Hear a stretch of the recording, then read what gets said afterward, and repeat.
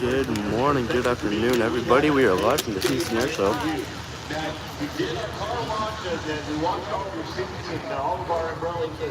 the RC planes lining up here for departure in a couple of minutes. This will be the first demonstration of the day. We are all clean and ready to go. It's going to be the best air show you'll see anywhere in the United States this fall, anywhere. And I promise you, there isn't another air show in the United States that's got what we have. This is at B29. It took off a moment ago. Here it comes. Way out there. What's up, bro? What's up?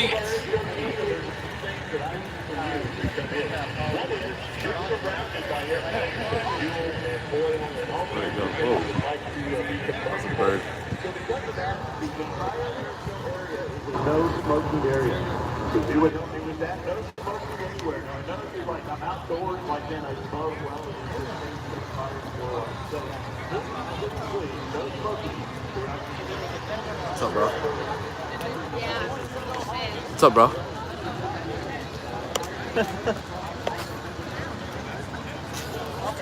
I didn't even see you sitting there.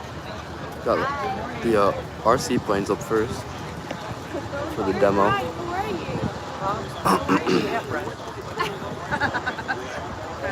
Got an F-16 here.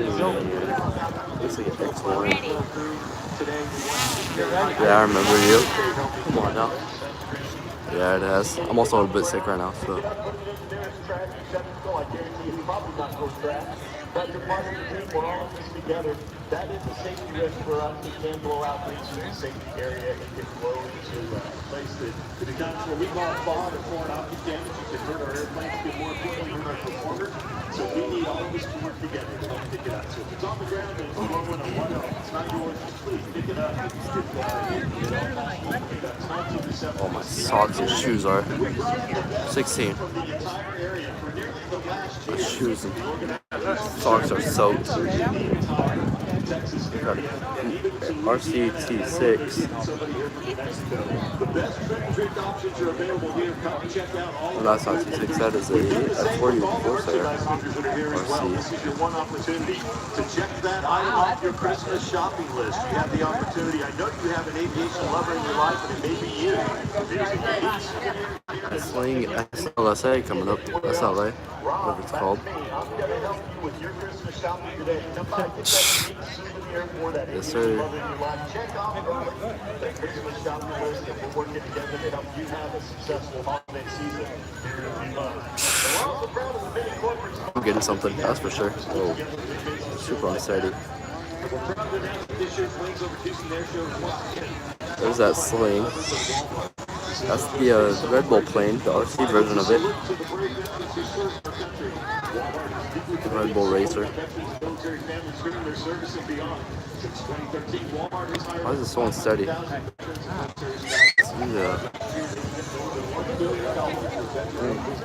Oh my goodness. Hopefully my socks dry. Hopefully my socks dry.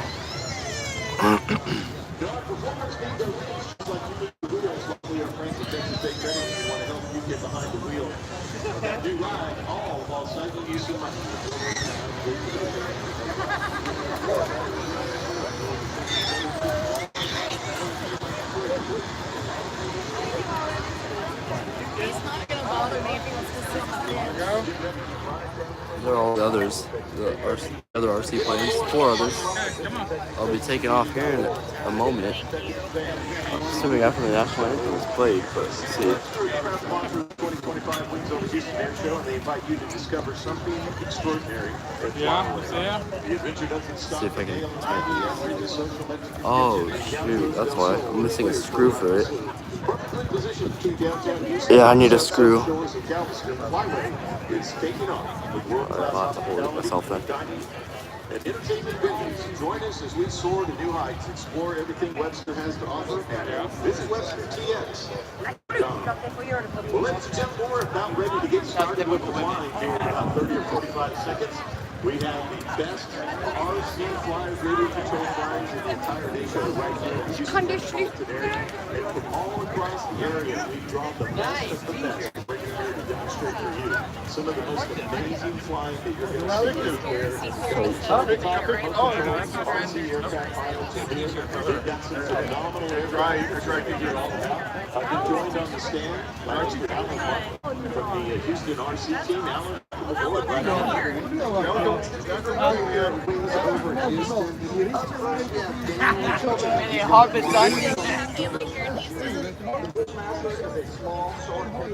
This is the guy that gets from a sailor. I know everything but the weather.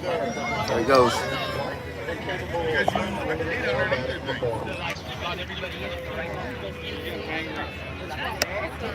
You know what a proper sailor does? It's embrace the weather. Yeah, they're gonna do RC, yeah. Extremely smooth, extremely That's like if it got canceled, that's what we're Whoa, that's way up there. 22-volt 6-cell battery. It is capable of flying. Where's it at? I lost it. Shoot. That's like a bush one. That's good. There it is. They're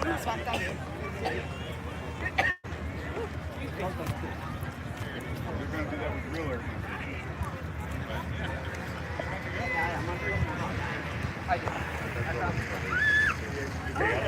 They get ready to go. Just wondering if you're getting the assembly.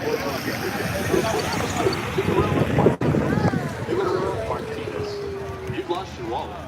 We have it here at the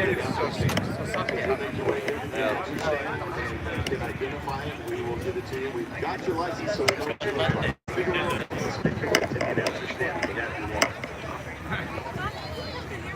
An extremely slow carrier eats back the aircraft into a hover. The only thing keeping the air of the plane in the air right now is the thrust of the rotor. It has so much power in so little weight.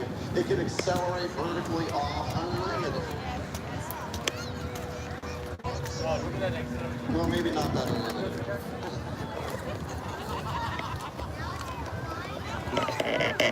Graceful lead by Daniel. Daniel represents the Texas City RT team. If you wanted to go out and fly RC aircraft, go down to Texas City. They have trainers that will put you on an aircraft. They will teach you everything you need to know to fly.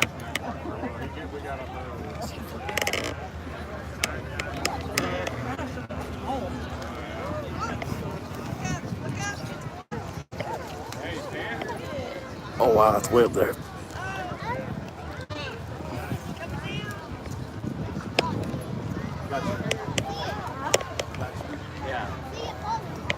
Massive flat spins. He's just going to stand on the rudder and make the aircraft rotate all the way down to the ground. While he is finishing up his routine on deck, next we have Carlos Javier representing Team Chillin' Hill and Racing. He will be taking up the BEX Sport Jet.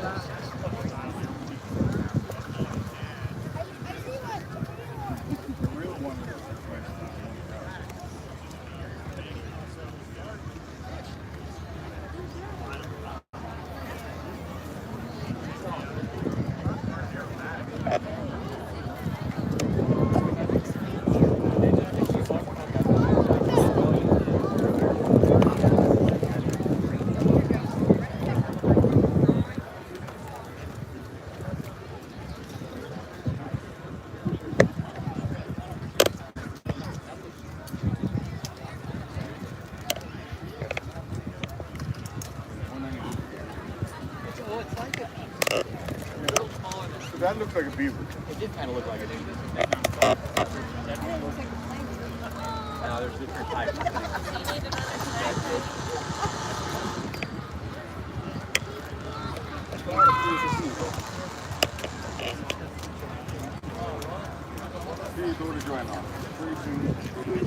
Showing off how slow this aircraft can go. If you see these aircraft in real life up in Alaska, they will be doing short takeoff and landing competitions. They can take off in areas and land in areas the size of this folding table in front.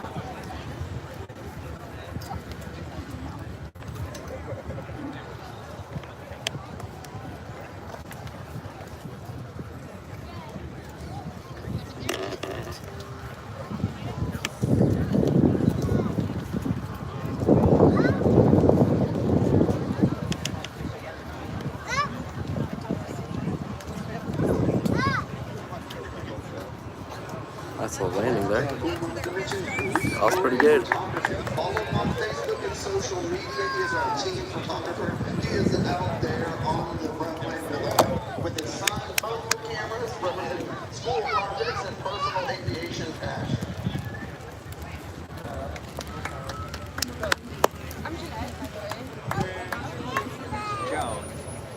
Alright, here comes this one. This one's jet.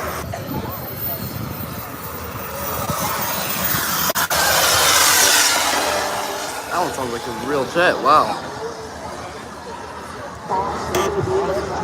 That's a rocket launch.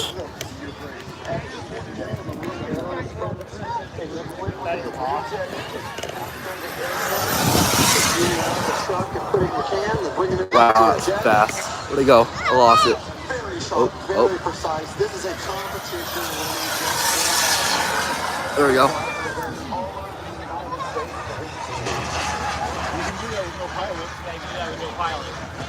That's why they're trying to take pilots away from their aircraft. Yeah, he's doing a negative. Oh wow, look at that. Splitting from there.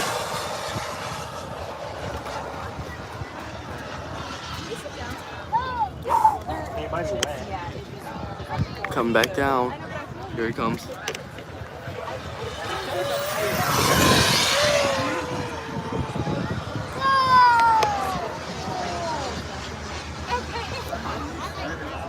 Where's he at?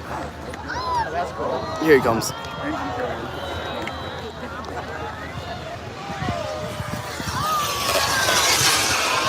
Oh, he's way up there. Wow.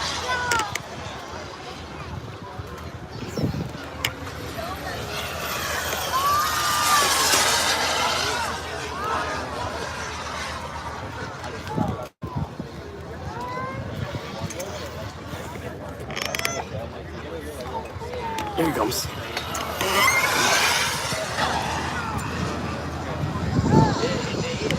Keeping track of him here.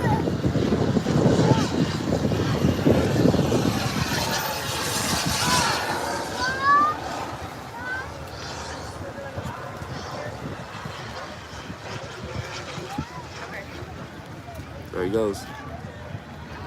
He's gonna come back around here any second. Here he is. Wow. Excellent precision flight from pilots. This is representative of an aerobatic competition called FBA. You must fly incredibly precise lines. Every maneuver must be exactly as you describe it, completely symmetrical. It's an extremely difficult competition. Can't fool me.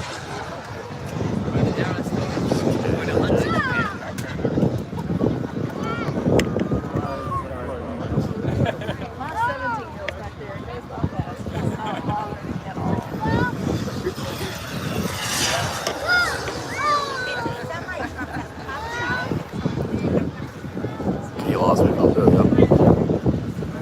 Like I said, can't fool me.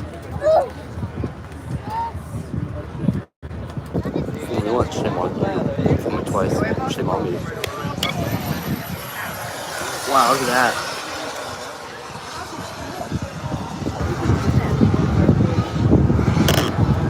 I am literally as high as I can go with the camera right now. It wasn't like terrible.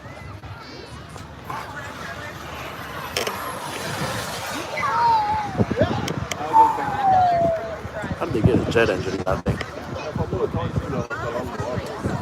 Must be a really small engine.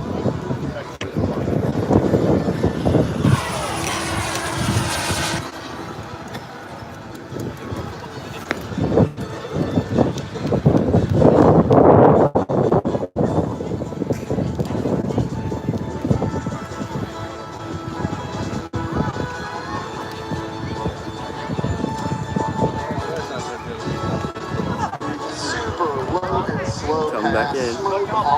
He's got his flaps down. He's taking this jet low as it could possibly go without landing.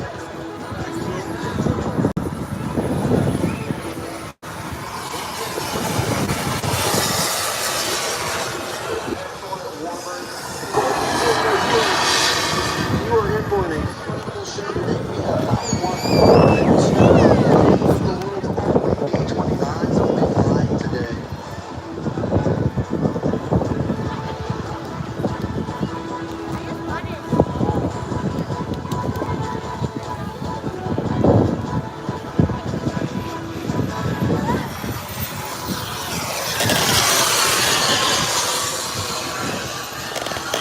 Some up there.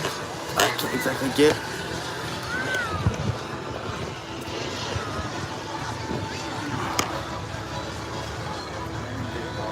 He's coming to the end of his flight. He's setting the PDX jet up for landing. He will have gear down, flaps down. He's going to squeeze it into the Oh, I had that one in taxiway. Microsoft Flight And Sim. our next performer will be Didn't on go very deck. fast, so I got rid of it. It was fun to fly. Sure.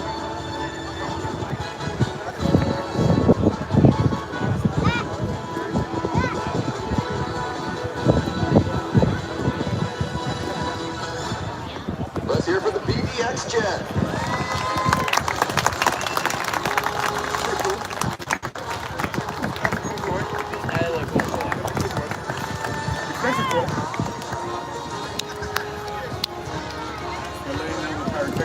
I know.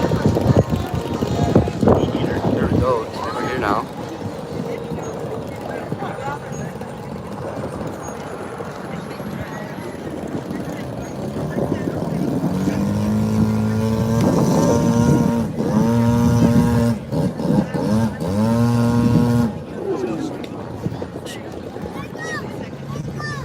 Alright, here we go. This one, old barnstormer.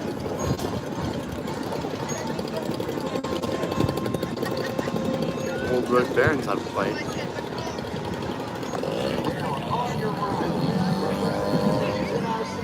Extremely short takeoff here, wow.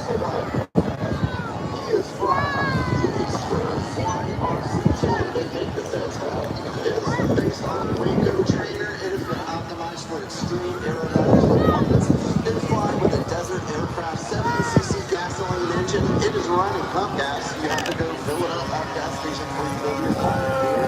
It's got a Q20 smoke system. You're just going to pump out smoke in that aircraft for as long as you can. It has extreme performance and turbo style. It is one of my favorite SUV aircraft of the show. Oh, awesome.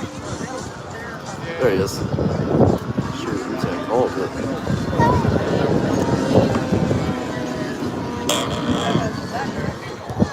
Oh, wow.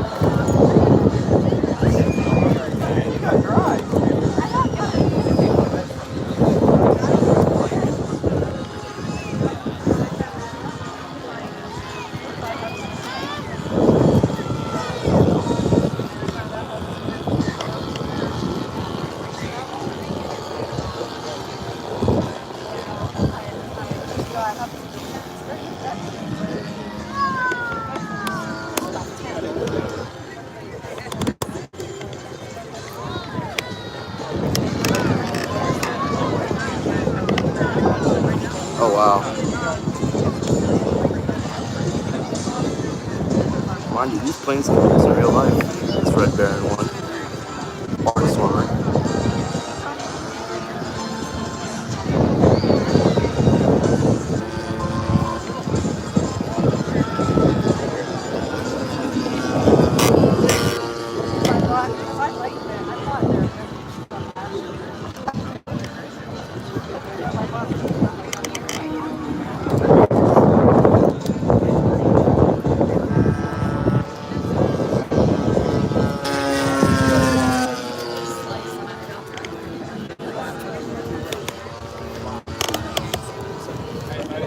I can't go that high.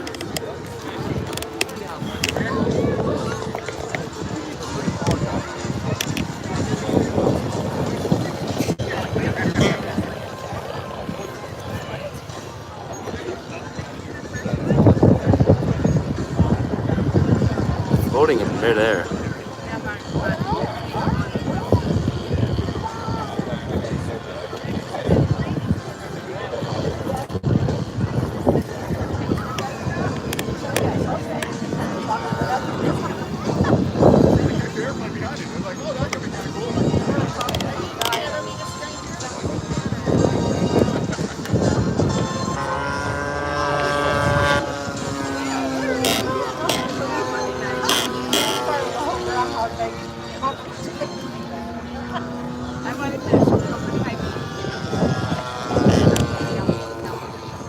go that high. That's unfortunate.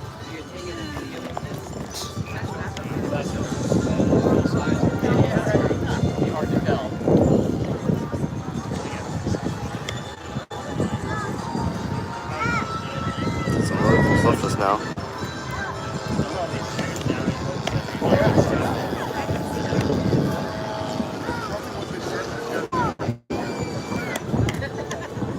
Flat spin. There you go. Wow.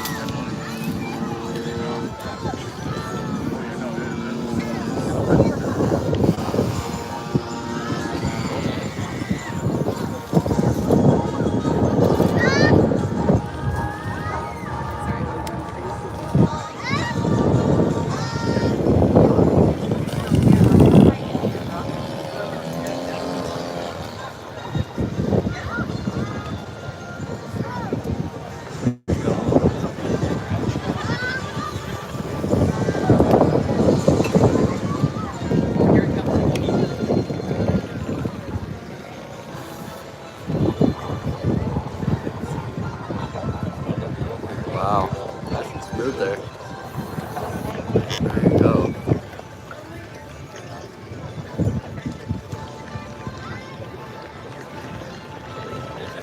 Taxi off of the grass now. Back into the park spot. Oh, there you go. It's fine. There you go.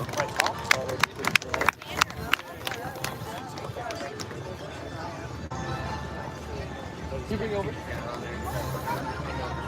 Rock.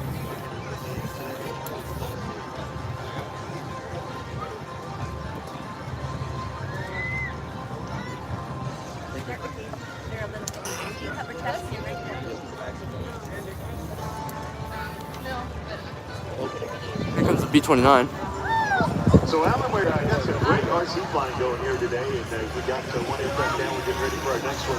Perfectly timed, Alan. I got to give you credit on this one. Your timing is absolutely impeccable. Hey, folks, as you're facing the runway, if you look high and to the left, you'll see 29 Super Fortress approaching. This is Doc out of Kansas. On the initial for the overhead, we'll circle the land, and then they will be part of our show later here today. But as we right between pilots on the RC flying, Doc arrives at the absolute perfect time. Now, you're going to get a really good look at Doc, not just right now, but all day long. In fact, there's only 2 B-29 Super Fortress that are flying in the world today. Doc is one of them. The other is Tiki, and it's sitting on the ramp down on the north side of the field. You can go down and see it in a little bit. You'll be able to see Doc there as well. So real quick for you, ladies and gentlemen, as we go back, once he gets around the land, we'll jump back into some more very exciting RC flying. Alan, again, kudos on the perfect work up here at the pilot too. Thank you, Rob. And I just have to ask, how rare is it to see not one but 2 B-29 in the air? Well, think about it this way. Think of all the people on this entire planet. The only people that can see 2 of them at once right now are right here. So, and you're the lucky ones. We're the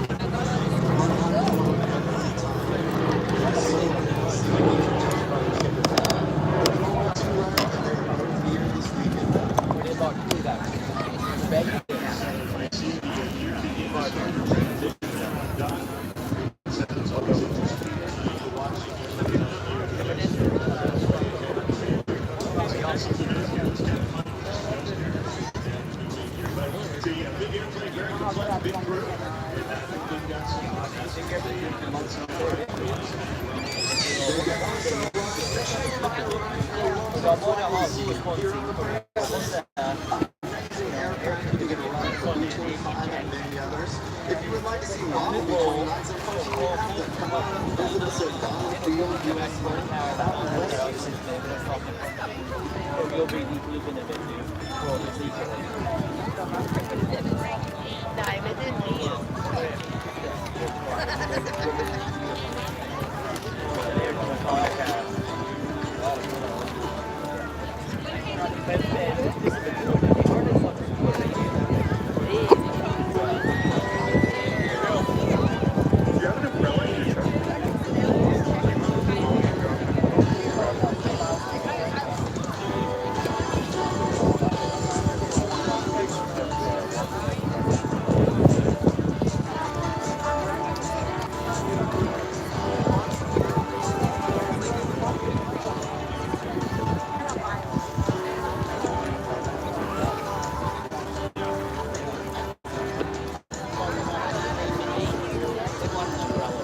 downwind. Base. Coming in. Right before final. B29 dog. This is call sign.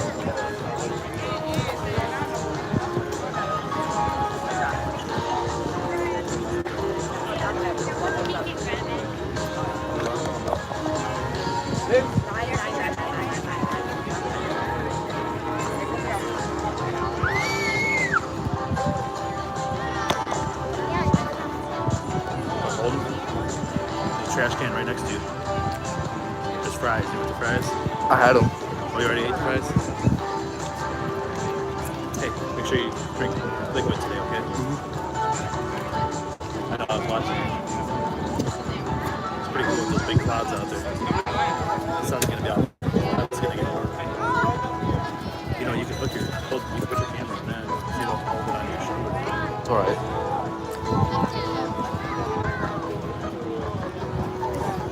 B29 just now touching down on 17 left.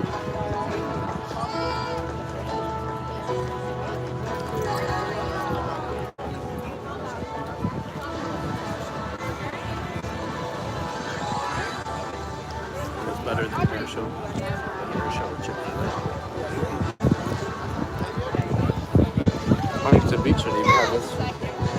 Huntington Beach shouldn't even have this.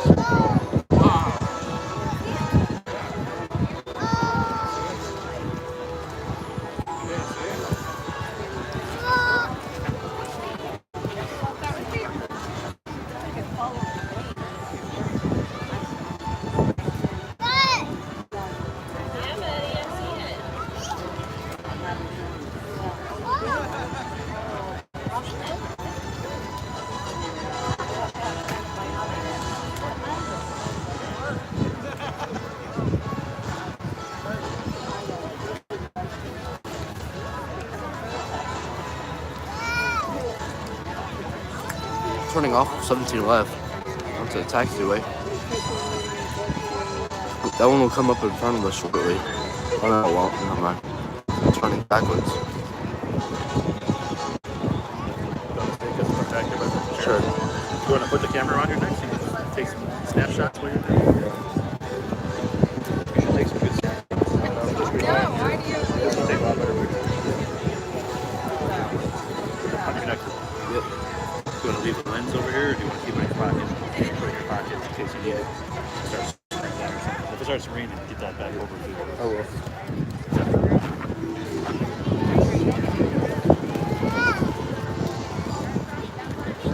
That's not bad. I got distracted for a minute.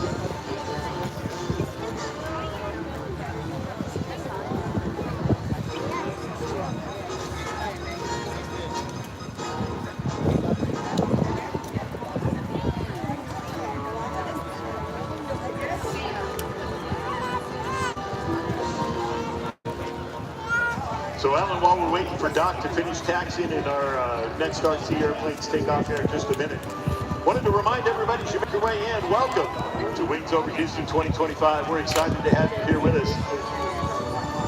As you make your way in, it'd be a great opportunity to stop by and check out all of our static aircraft that are back there in the back and see all the wonderful merchandise and food vendors we have throughout the area. We're so excited to have you here with us. There are souvenirs and merchandise that, I mean, if you can think of it, it's here. We've got radio stations, we've got t-shirts, we've got souvenirs. You can get your picture taken in the cockpit of an aircraft, the cockpit photos with the commemorative Air Force right here at Show Center. So come see us right here at Show Center. You can sit in an aircraft, get your picture made. One of the best ways to send that special picture to grandma and grandpa for Christmas, or maybe your family Christmas card, get your picture made in the cockpit of an airplane. And Alan, I think we're about ready to go again. Looking to the Air Boss. So Air Boss today is Jim Crump, call sign Cookie. He'll be working the magic in front of you all day long. All of the wonderful sound you hear, the crystal clear sound from these speakers, comes from our friend Dave Olmstead and his team at Continental Air Show Productions.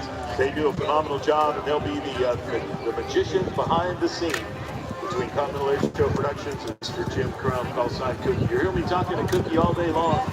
Most of the time I'm asking him dumb questions and he's giving me a funny look. But we'll be dancing up here. We'll be having fun all day. It's a great day. We're excited to have you here with us. If you see something on the ground, just a reminder, pick it up. I know it's not yours, but he'll help us put it in the trash can if you get out and hurt our performers, hurt our airplanes. Foreign object damage fund is what we call that, and you're on the team. We're glad to have you here with us. I hope you appreciate that we washed down all the chairs and all the umbrellas and everything for you a few minutes ago at last minute cleaning. Thank you for participating in well, some people are calling it a rain shower, but we're going to say we just cleaned up the place for you. So thanks for being out. We also wanted to raise the humidity level if it wasn't high enough for you already. So now we got the sun out to make it even more fun. But the reason we did that is we have the best lineup you're going to find anywhere in the country. So even though in the midst of the government shutdown, this is the biggest show you're going to find anywhere in the country, and we have an amazing lineup for you. We are going to have fun all day long. Yeah, it's pretty big. So we want you to go home just as healthy as when you got here. We got free water for you. You can find the free water at any of our entrance gates where you can come and fill up your cup, fill up your water bottle, whatever you get. We want you to stay hydrated. Drink lots of water. This humidity and this heat and the sun are going to suck the water right out of you. Please, even if you don't feel like it, please drink some more water. Put on some sunscreen.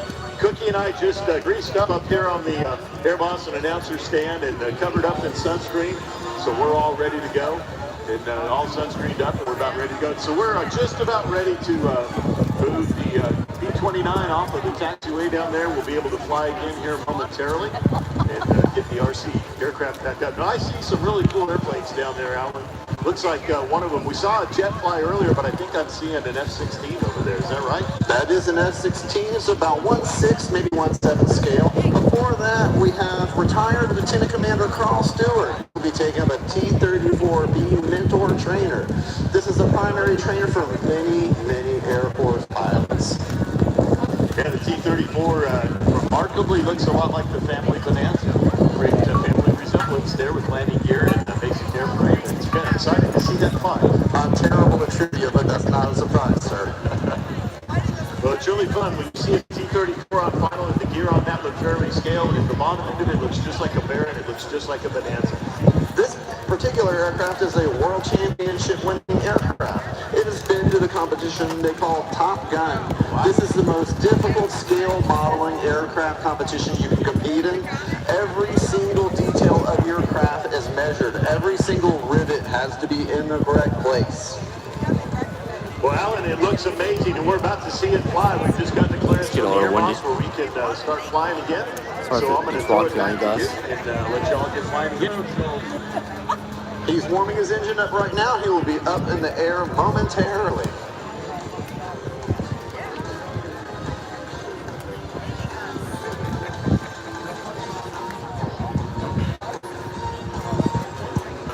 pt1 is back on the move. Dog. There it is.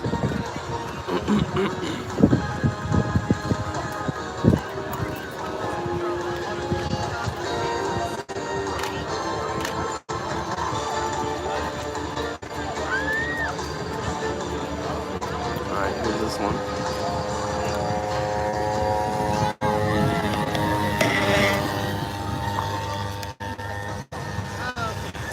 Off goes gear up. This is just a wonderful aircraft. You need to visit our booth. We are on the south end. Look for all the RC airplanes and check this one out up close.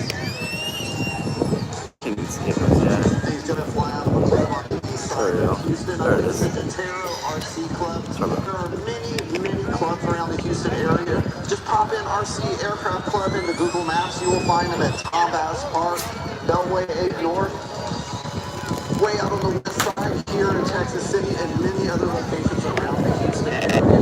All members of these clubs are also members of the Academy of Model Aeronautics.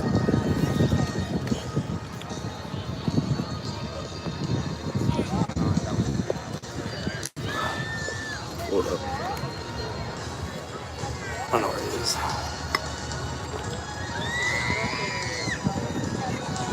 Way down there. So small.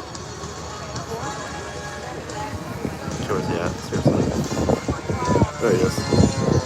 Blends in with the sky. You can't see him.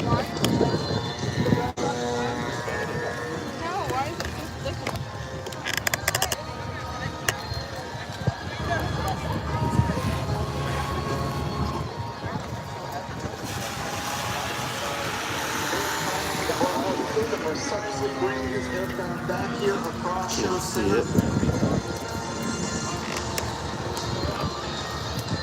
In the competition this aircraft flies in, you have to set up a sequence of 10 maneuvers and hand those to the judges, and then must fly those maneuvers as precisely and cleanly as possible.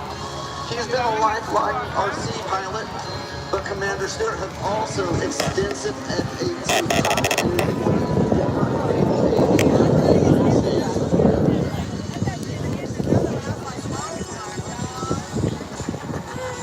It's on for a second. It's way up there.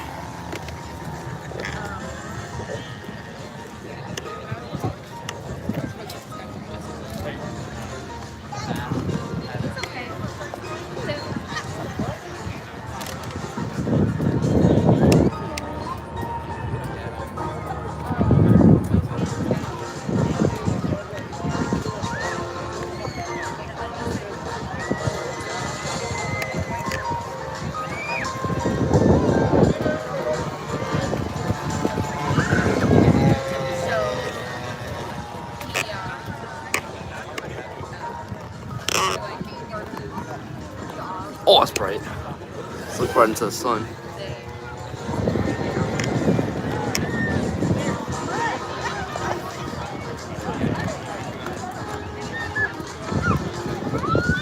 Up there.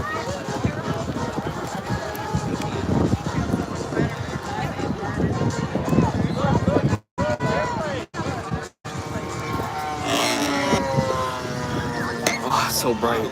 Can't see anything.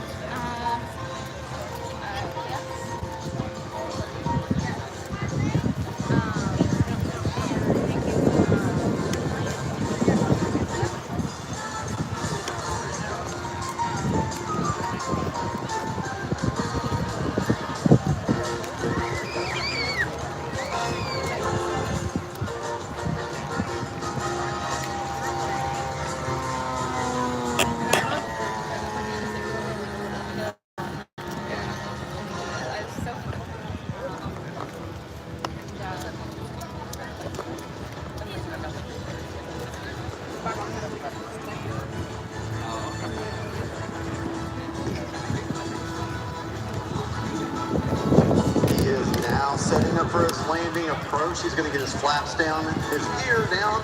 Unlike other aircraft that have flown today, this one does not have unlimited power to weight. He will be very, very careful, very, very precise as he sets up his approach. Wonderful look at this scale model aircraft. Please come by our booth, check this one out close. It is a flying piece of artwork. We normally see that.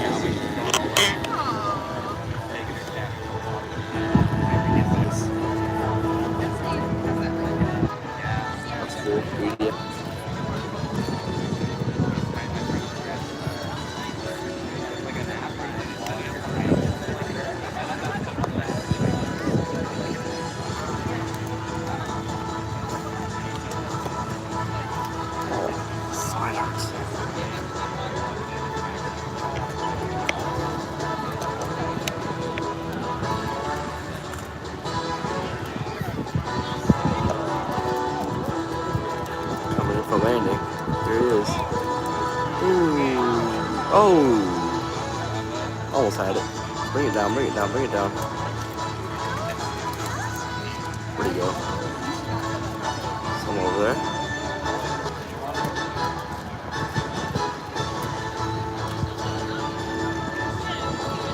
Coming in again.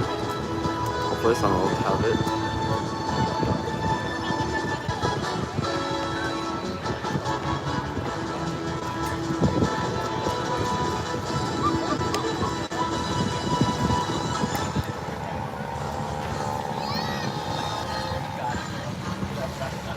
Got it. Bring it down, bring it down, bring it down, bring it down, bring it down. Come on, you got it, you got it, you got it, you got it, you got it.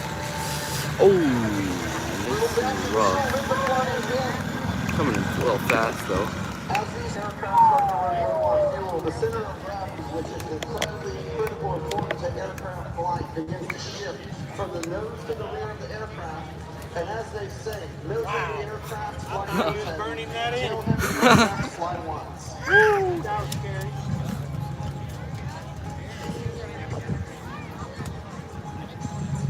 This one, they're gonna throw go off.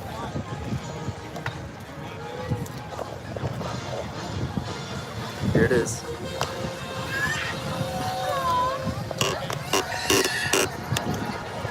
It's all triangle shape. This one's moving. Way up there. Where's he at? He is coming fast.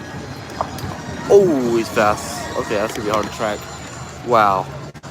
Off it goes. That tiny flying wing is known as the piranha. The piranha is capable of nearly 200 miles per hour in electric flight. Super easy, crazy. If you spin, things would start high. I don't even know if y'all can see him right now. All the way down, almost until it's touching the ground.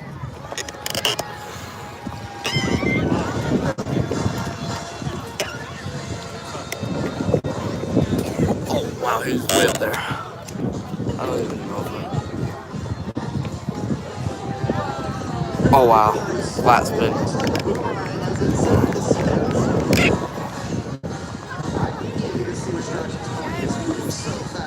Oh, something fell off.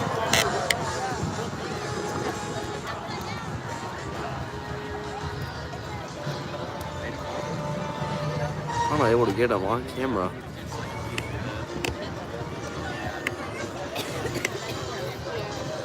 And he's fast.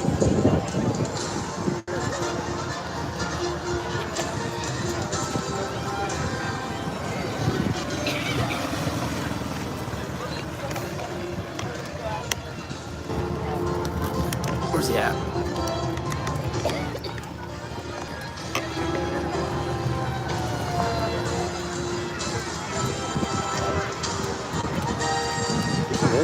Where's he at?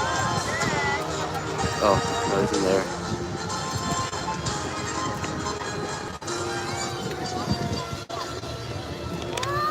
Oh, he's way up there.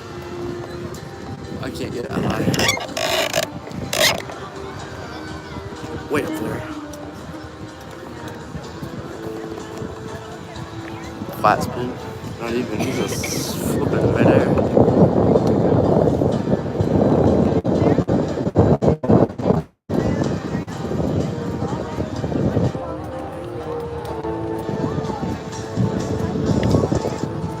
Right over there somewhere. There he is. Wow, look at that. That's a goner. Dude. What a landing for that one. Man. Crash landing.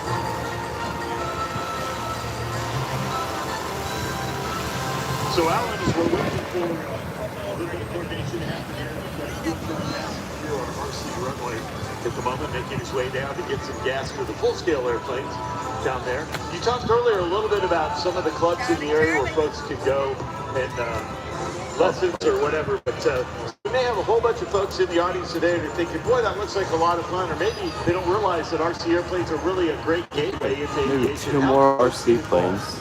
Go to your local hobby shop, go to your local field. Every field has trainers and aircraft that will be more than happy to teach you to fly. Your local hobby shop has tons of aircraft. You're going to want to buy a jet, don't buy the jet. Buy yourself a trainer, go to your local club, get some flying experience, and then you too will be able to fly like our next pilot on deck, Wyatt Hughes. Awesome, very, very good. And so if I don't know where to find the local hobby shop or local field, how can I find a field? The fastest way is still Google Maps. You type in RC Hobby Shop and you will see a number pop up in the Houston area. The same for RC airfields. You will find them on every side of town, north, south, east, and west. Awesome. Now, Alan, I think, obviously you know this, but I'm also an RC aircraft pilot and fly up in the Fort Worth area. And one of the things that we really enjoy is having folks come out for the first time. So don't feel like you have to have all the equipment. You don't have to go buy it all first. Come on out, meet the folks in the field. We'll help you fly some of the stuff that we have and get you involved. It really is a great camaraderie of fellow aviators. It's really a ton of fun. All right, next up is the It's my privilege sling. to be up here with Rob today. Rob, as the crowd probably would know, is from the Dallas Thunderbirds. Fort Worth Thunderbirds. Fort Worth Thunderbirds. Fort Worth Thunderbirds. It's all the same city, just you said. Oh, that hurt. Ouch, ouch. Life's too short to live in Dallas. You know that. But it's even better in Houston, right? Of course. There we This is go. the best bayou city on the planet. That's it. Y'all come back this Well, I heard an engine run down here, Alan. Looks like we're getting ready to fly something that's just a little bit bigger. On deck, Wyatt Hughes. He's flying an extra 300 with a desert aircraft. extra 300, not the sling. Engine. This aircraft is the same model you'll see flown later today by Mr. Spanky. Spanky. That's gonna be a good one. Extra 330 is a really, really cool aircraft. There he goes. He's out of here. Wow, look at that.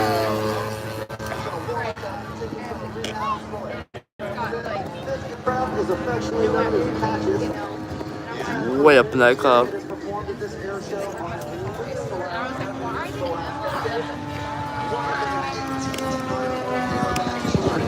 extremely precise rolls. He's going to take it into vertical. He's going to rip it into a hard. He's going to keep this up for about the next 10 minutes. He is one of the best flyers in the Houston area, if not the best. It's an honor. Wow, look at that.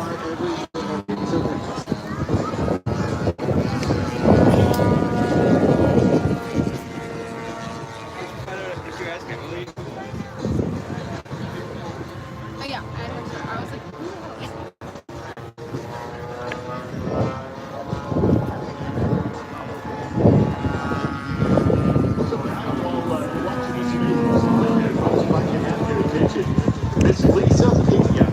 Lisa Pena. If I can get you to make your way to the nearest medical tent, please. Lisa Pena.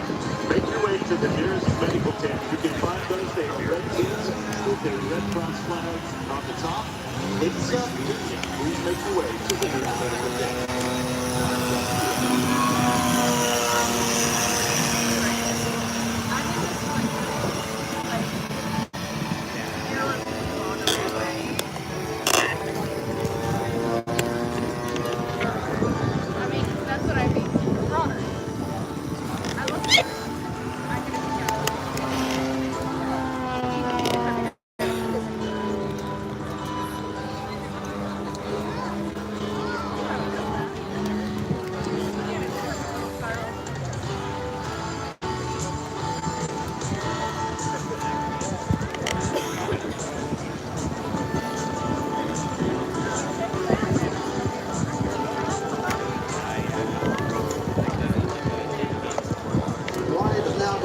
Pushing his engine to the limits. He's going to bring down this aircraft low and slow. On his left hand, he is working both the rudder and the throttle. On his right hand, he is working the elevator and the ailerons. All of these services and power together give him Wow. precise control of this aircraft. The torque of the engines is just spinning around right now. He's going to begin to climb out and get more air moving over those wings and whip it into another smaller powerhouse.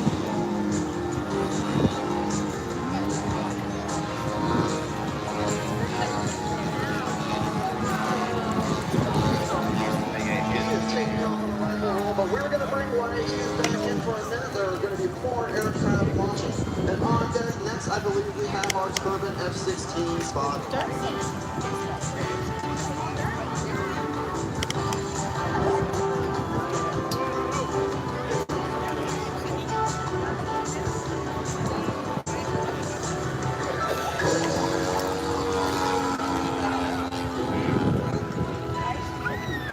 Everything is dry.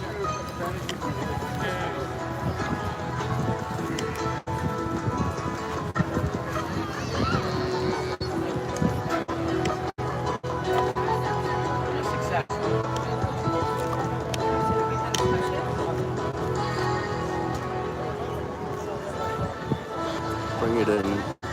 So landing, there you go. There it is. We'll camera on a little bit. Pretty impressive.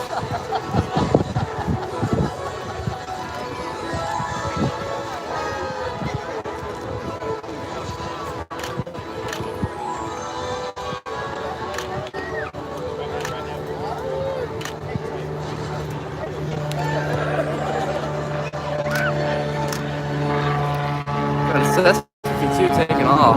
142.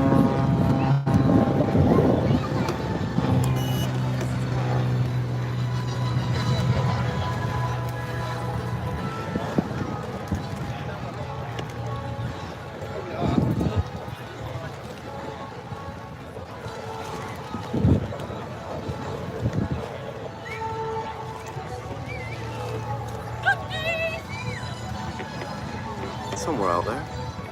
I don't know why I can't see with the camera.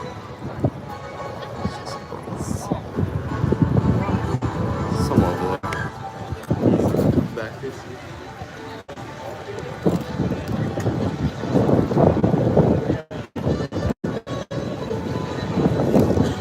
Turning right over the sound. There he is. Nice. He might be coming back around here for a landing soon.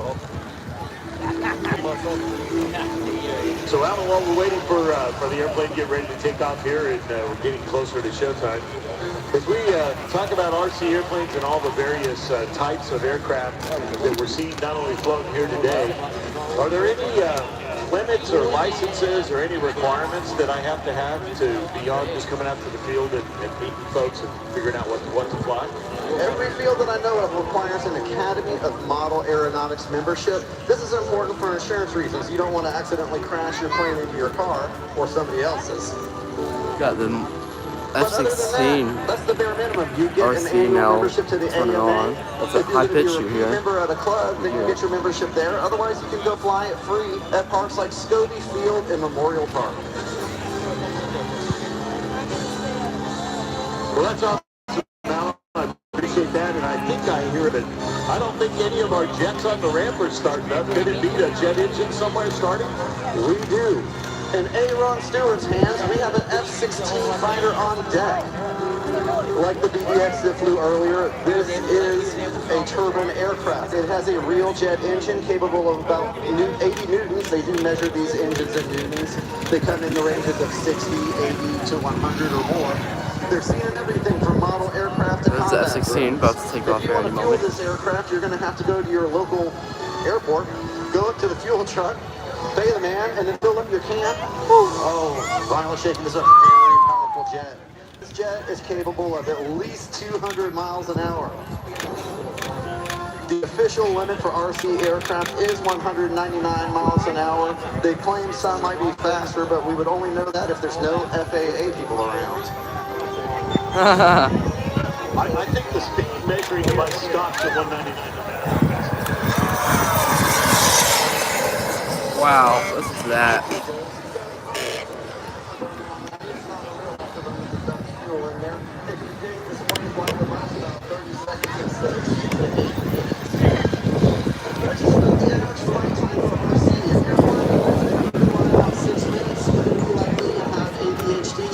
If you do not, you can fly the 10-minute gas aircraft.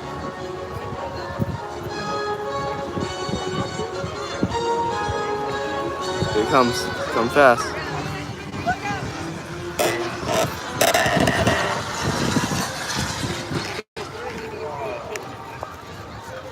The pilot currently in command is Aaron Stewart. He is the brother of Charles Stewart, who is out there as a spotter. Aaron is one of the most successful local gospel singers. If you went to his church, you would find yourself spiritually moved. But I personally am even more impressed by his flying skills.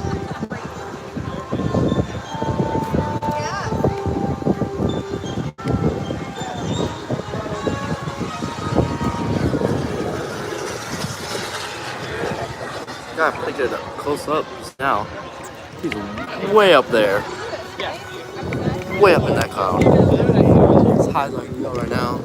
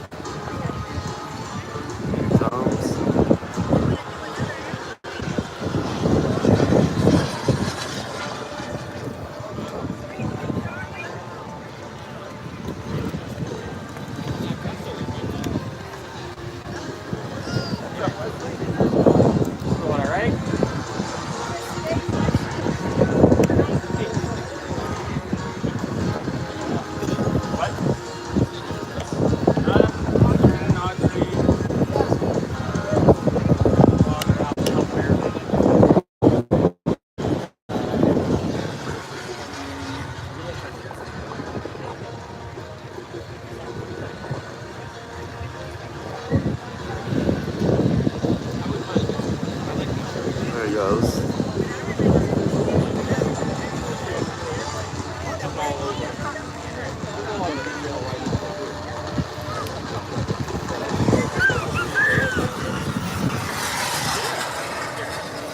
Somehow stayed with him. Oh, it's too high.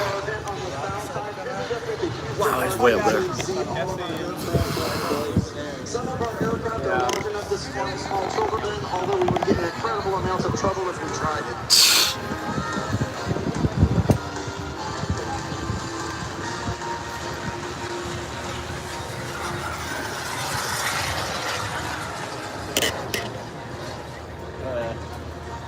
Playing with the skydivers just took off a couple minutes.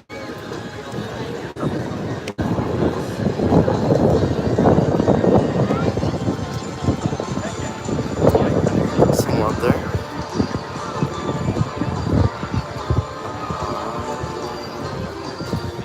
Somewhere.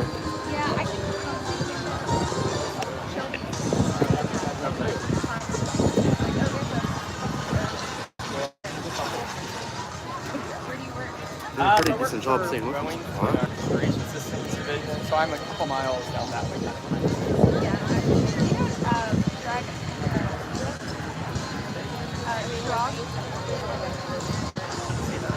He's going to begin his setup for his landing. The F-16 is going to go flaps down, gear down. He's going to make a low approach. He's going to make sure everything is good on his aircraft, and he's going to come around and grease that in for a landing. Coming straight in. Perfect on his first approach. Wonderful. Nice. F-16. Let's hear it from you.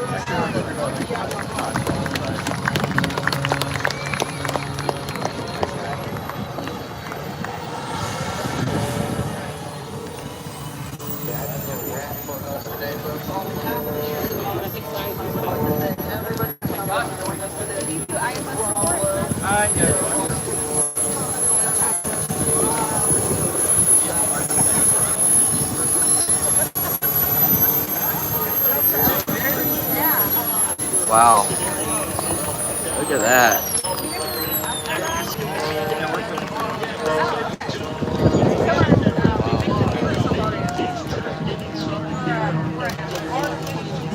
We have some barriers people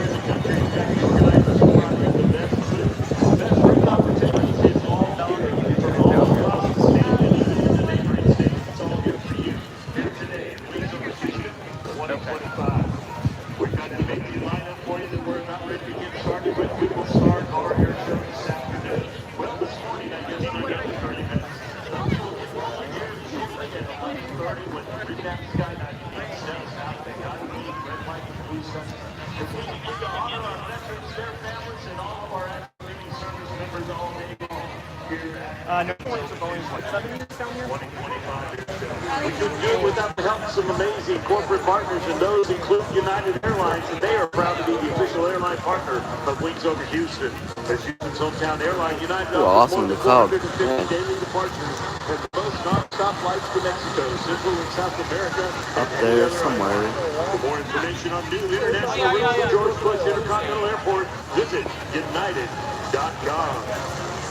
And hey, Wings Over Houston fans, ready for your next adventure? Well, Nick There it City is. Just a short There we drive are. from here. Where coastal charm meets endless fun, sail the bay, explore local eats, and unwind in our historic district under the oak trees. Download free, visit Nick City Travel Did you App for get some your good shots? The F-16 Yeah, I came right did. over in front of you. restaurants, attractions, and events by a your fingertips. Discover your next getaway at visitbigcity.com. The place A lot of to ice. stay and play. It's a lot of ice. No. Now, ladies and gentlemen, up high above, if you're facing I'll the drink runway, more throughout the you day. look straight up, you see a high-wing Cessna up there, and you see the No, I'm alright. the small aerobatic plane trailing behind it. But aboard that aircraft, the people at the end, you're beginning to survey everything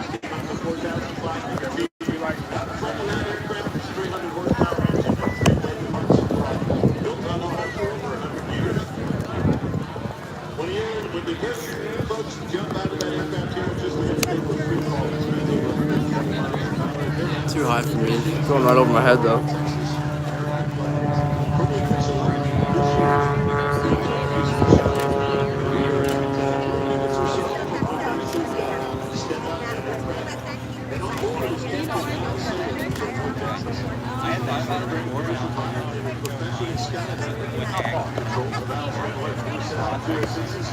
Oil Cat Camera Dealer from Home, Texas. We're going out of the Grand Caravan? If you don't, you meet him later today. You got to ask him about that call line. Oil Cat, that's what you can only imagine. Let your imagination run wild, and you might be close.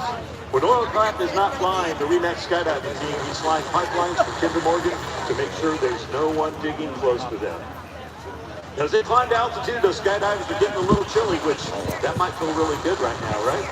It's about 4 degrees colder where they're at than it is here where we're at. They're starting to get a little bit chilly. Well, here momentarily, they'll be climbing out of that aircraft and making their way back in.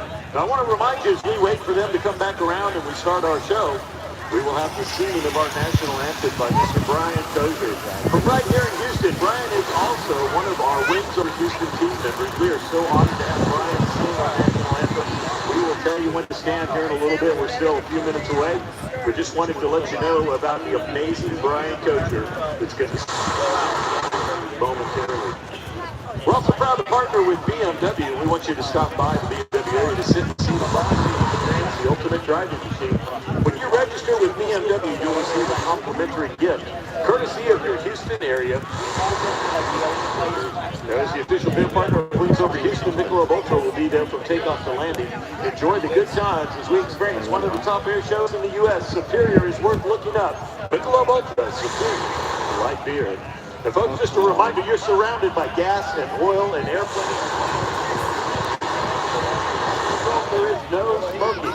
No smoking anywhere here on the grounds of the air show. Thank you for your help with that. We also appreciate the help of all of the folks that provided volunteers. We have an army of volunteers, literally tens of thousands of folks that work all year long to put this on, that have put all the logistics together to make this day great for you. The volunteers, you see them walking around with the volunteer shirt. I want you to let them know how much we appreciate it.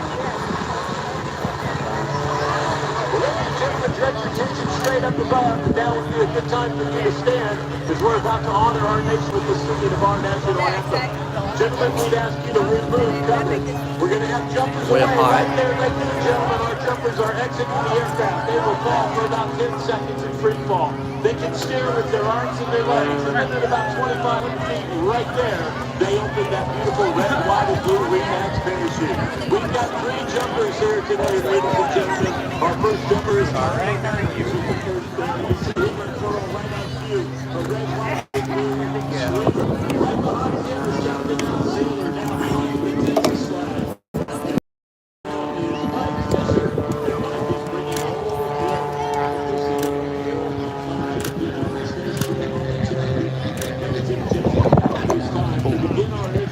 and honor our veterans with the singing of our national anthem by Mr. Brian Tozer.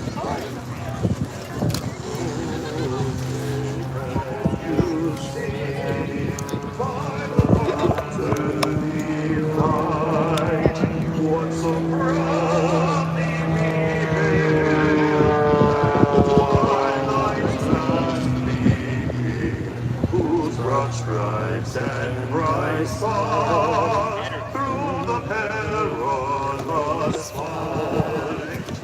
Over the ramparts we watch, where so gallantly streaming, and the rockets spread glad on first.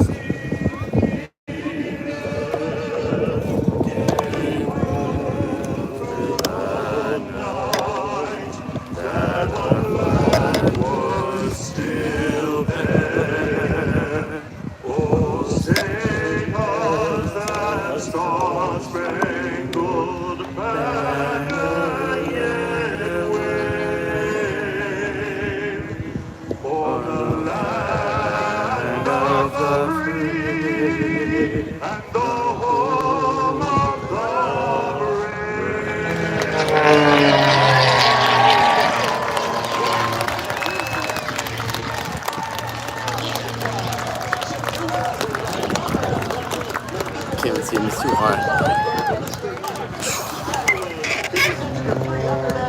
First. Alright.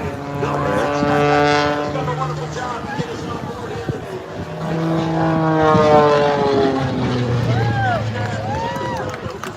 There he is. Look at that. Wow. If you want to learn more about real estate in the Houston area or buy or sell a home, log on to REMAX.com. It's the Sign One.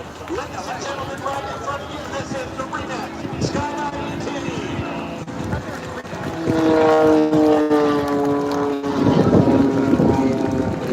Just a sneak peek here real quick from Mike Galloway. Wow.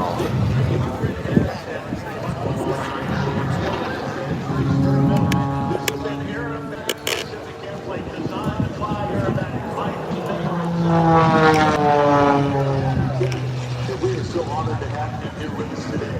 He's giving you a small glimpse, a small taste of what you're going to see later today.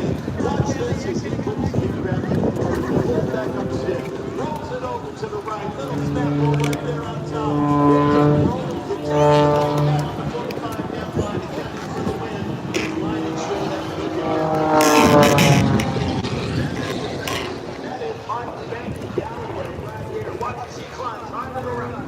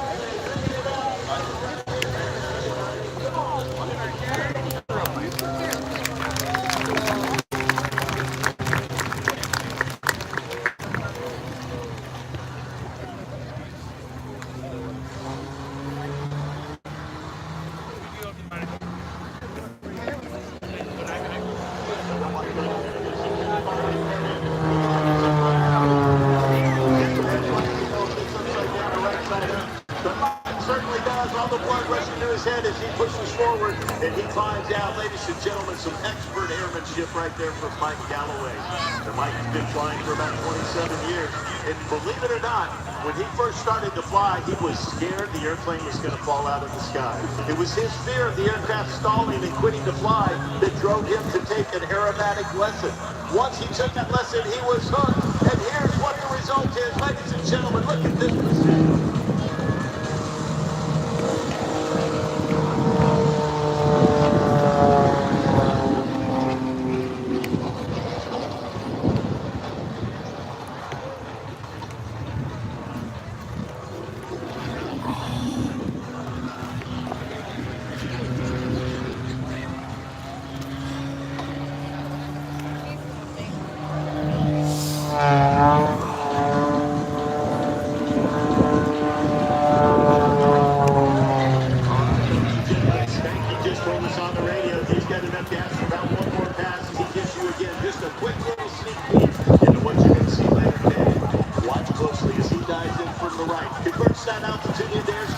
Watch this from the left.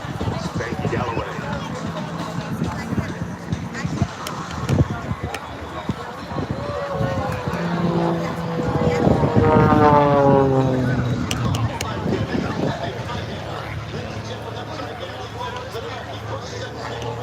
And literally all the blood rushes through his head. So that's 4 negative G's on that turn. Ladies and gentlemen, that wraps it up. A little sneak peek from Mike Spanky Galloway. And we are on the way underway here. Thank you. Well, the energy's just going to build and get more exciting all day long. We've got an amazing lineup for you. But we've got a real treat for you, ladies and gentlemen, next. We've got some students from right here in the Houston area that have some projects that they've been working on, and they're about to launch some rockets. There is no other air show in the country that has an amazing feat like you're about to see. But not only are we going to launch rockets, and we're going to need your help to count it down here in just a few minutes. We're going to do 2 of them at once, and I'm told this is a drag race. So we've got 2 rocket teams competing against each other, and they're going to race each other to about 1,700 feet above the ground here in just a minute. So we're working out some final coordination with our air boss. Today, all the magic of the separation that impacts figures in front of you orchestrated. But Jim Crump calls on TV from Dare to Dream Air Show. We're so fortunate to have Pete here as our air boss, and he's busy orchestrating all the excitement right here. Get ready to launch this rocket here in just a minute. So we've got a couple folks that are going to be on the microphone with me momentarily. And we are going to talk about the STEM projects and some of the rocket stuff and all that stuff. Come on around here to this side if you don't mind. This is Stanley Lee and George Bartlett is here with us as well. Okay, push that up to talk right there. Tell us a little bit about what we're about to see. Right, so we're about to see something truly incredible. It is Anahuac High School and Hardin-Jefferson working together to build these two rockets right here. And these are completely student designed, student built, and we're all working under the System Skill program, which completely supports high school students who are looking to do engineering before they graduate high school.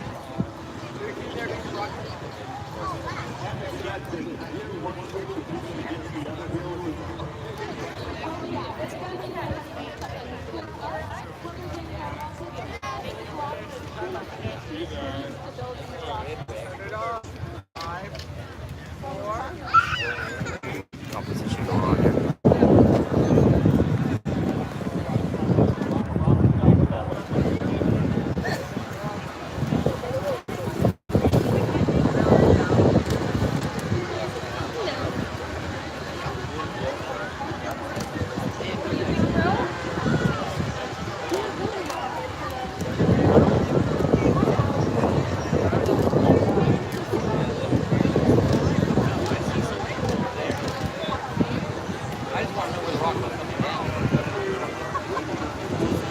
What comes up is what's come down, generally.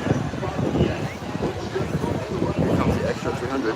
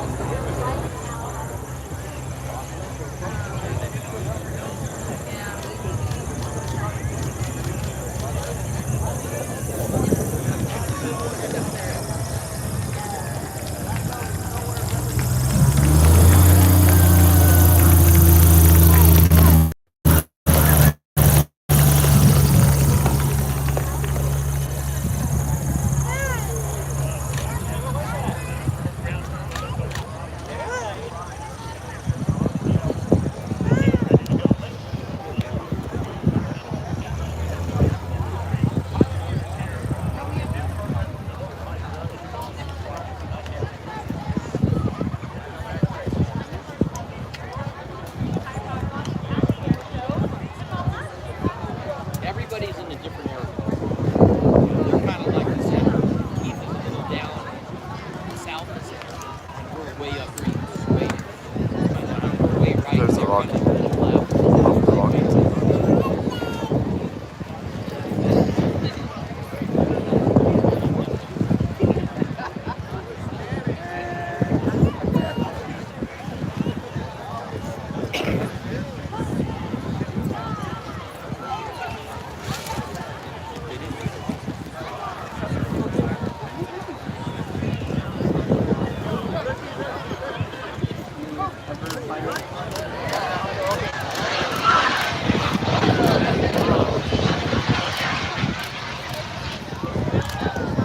Wow.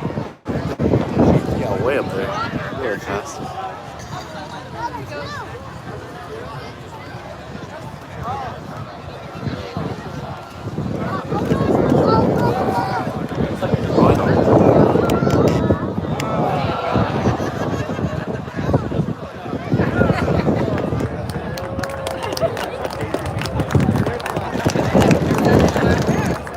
Right at the blue.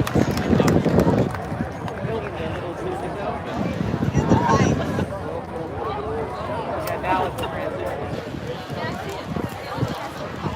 Oh yeah. Oh, is that what it is? Yeah, so parachute, the lifetime parachute, the rest of it. rocket encouragement program. So now it's just floating down and going to go. So it weighs basically nothing. So I think it's a good time getting that.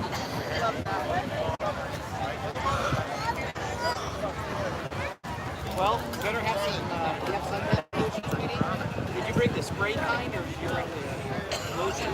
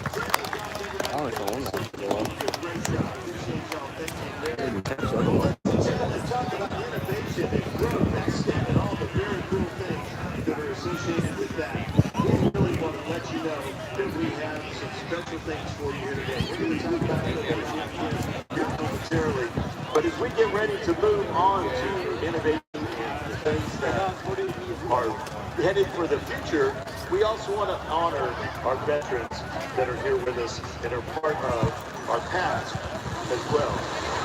I want to tell you a little bit about veterans you're going to see in front of you momentarily. These aircraft, I'm sorry, these people that are crossing in front of you on the taxiway from your left to your right as you walk or look towards the runway.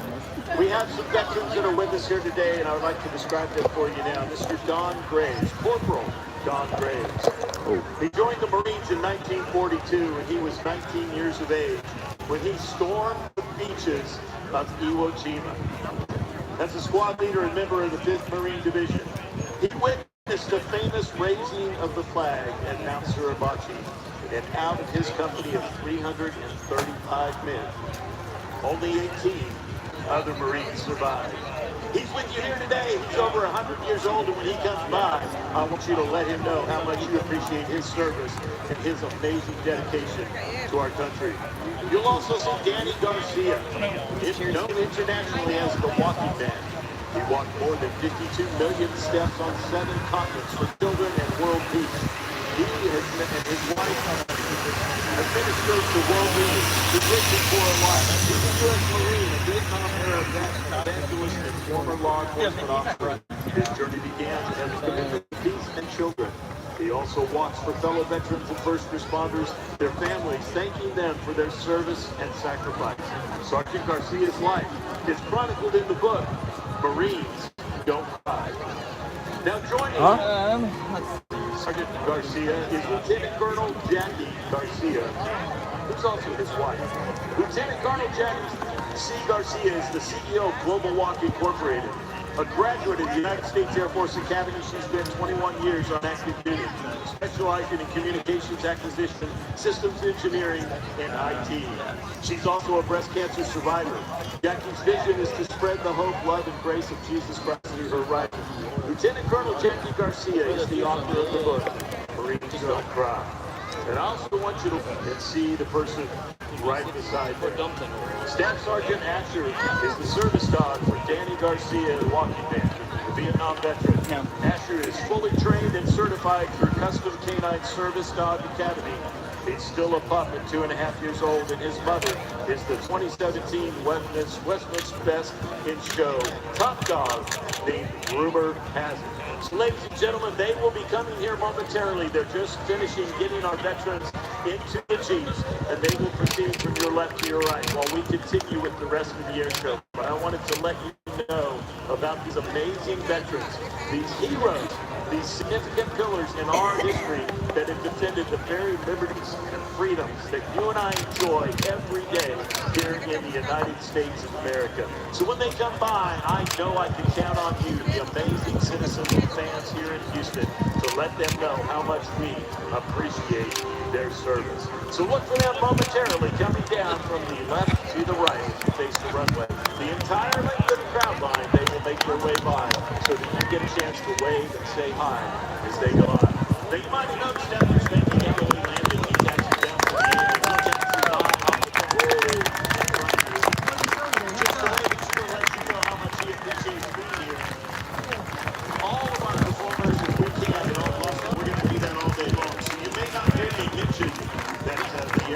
is coming by. They're coming by to see you. You might have also noticed Corinne skydiving walking along the ground line and talking with everybody. They're still doing that down to my right, to your right.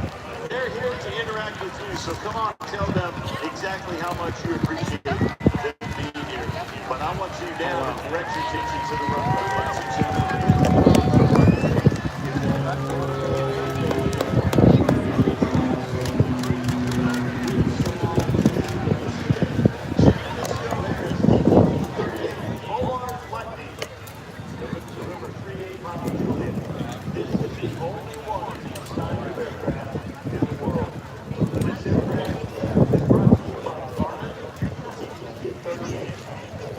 Two-thirds scale P-38. They may look at that here at aficionados and go, well, hey, Ryan, P-38, I know what those look like. And that's really cool. But what's so special about this one? Let me tell you about this one. Let me back up just a little bit. The person that built this aircraft is Jim O'Hara. He built this P-38 when he was 14 years old out of Baltimore. He always loved that plane. Always. He always wanted to fly. He joined the military at 5, but he was still in line. He was told that he could not be a military at all. He thought that aircraft could never be alive. But Jimmy loved how life could work. He loved the art of it. Like the math, he loves the way math is fall in line once you reach a certain understanding. So he pursued his career related to aviation. He was an aeronautical engineer. He worked for NASA and others. It's like a finisher. It's like a finisher. Yeah. He went to learn to fly. Exactly. He not only got a private pilot license, but he went on and acquired an instrument rating and even much more complex things. Now watch this beautiful aircraft take up to your right to your left with this motor on. This aircraft has a high polished aluminum exterior, two tail booms, new single five clear with the pilot. Everything is an exact replica of the Lockheed P-38 Lightning. The original Lightning, this one is just 2/3 the scale of the full-scale airplane. Now the P-38 Lightning, the original aircraft, was the original Lightning. Now, though some of you that are younger might recognize the Lightning term on an aircraft as the F-35. Our current F-35 fighter is the Lightning II, named after this aircraft right here. The P-38 Lightning, this is the TTP-38, and the two T's at the front stand for 2/3, which makes perfect sense. Now, the next one, Jimmy is licensed Jimmy, Uncle Jimmy, and we'll tell you why it's Uncle Jimmy here in a minute, decided he wanted to build a plane. He wanted to build a replica of the P-38, this favorite celebrated warbird that he loved so much. His friends of the aviator hill had so much, and he had a ton of them, tried to talk him out of it, to build something from a kit. That's what they said he should do. But Uncle Jimmy wanted none of that. Anyway, the great Lockheed Martin even told him, maybe we call Lockheed Martin, that he can't be done. You can't build a P-38 of any size as a single person. That's what they said about it. The buildings of the Lockheed P-38 like a full-scale setting could not be done. So I think you see a lot more of this photo what he did. Literally, was thought to be impossible. Jimmy apparently didn't care. He built a plane that wasn't possible to build. A 2/3 scale. The world's only P-38 brought to you by Garmin. Now, building an aircraft from the kit is a lifetime journey. Scratch building an aircraft from the plane is just next level scratch. But this time, engineering and building a 2/3 scale replica with nothing except one's own mind and willpower beyond inspired. It took 25 years of design, engineering, stress test calculations, and fabricating one piece at a time. Ladies and gentlemen, hand-built, hand-engineered, and one of only one, the only one in the world, Robert Rapp, the P-38.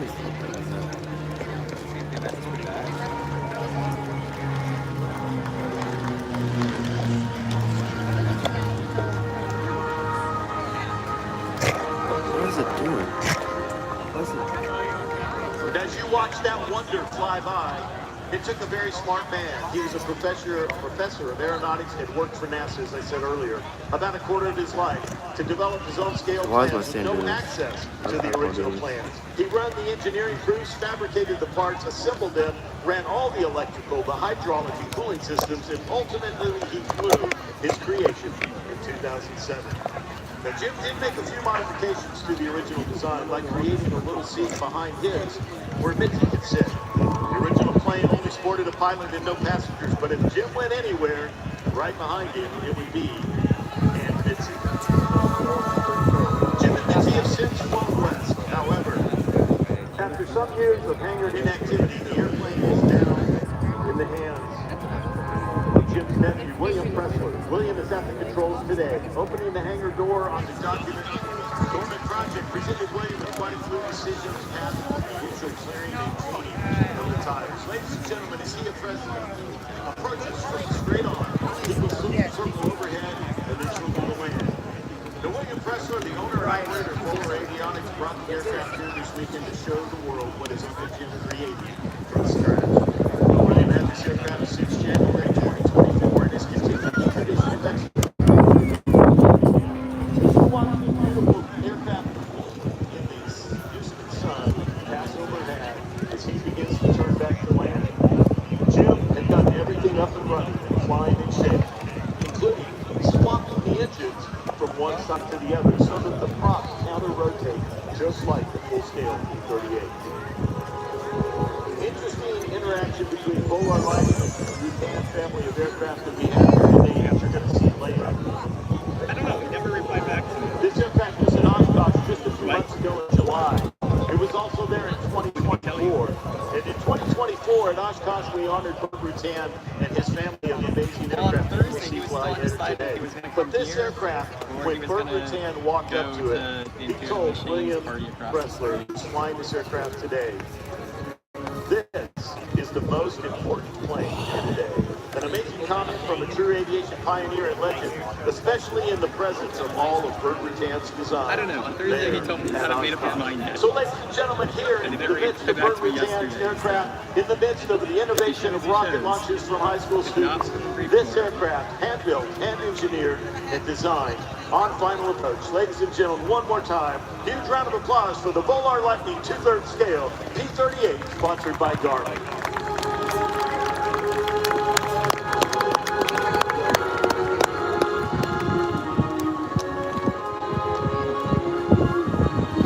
Ladies and gentlemen, now it's my pleasure to introduce to you Richard Sessions and Caitlin Lynch, who are here with the Rutan Aircraft Flight Experience. Folks, welcome aboard.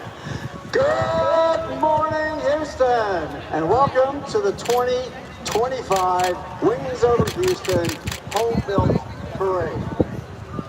Today, Richard Sessions and my co-host, Caitlin Lynch. and we are extremely proud to present to you the Home Built on Parade. And these are basically aircraft that are home built by individuals in their house, in many cases. And we are brought to you today by the Rutan Aircraft Flying Experience, who put our showcase together. I know. I was talking to someone earlier this morning.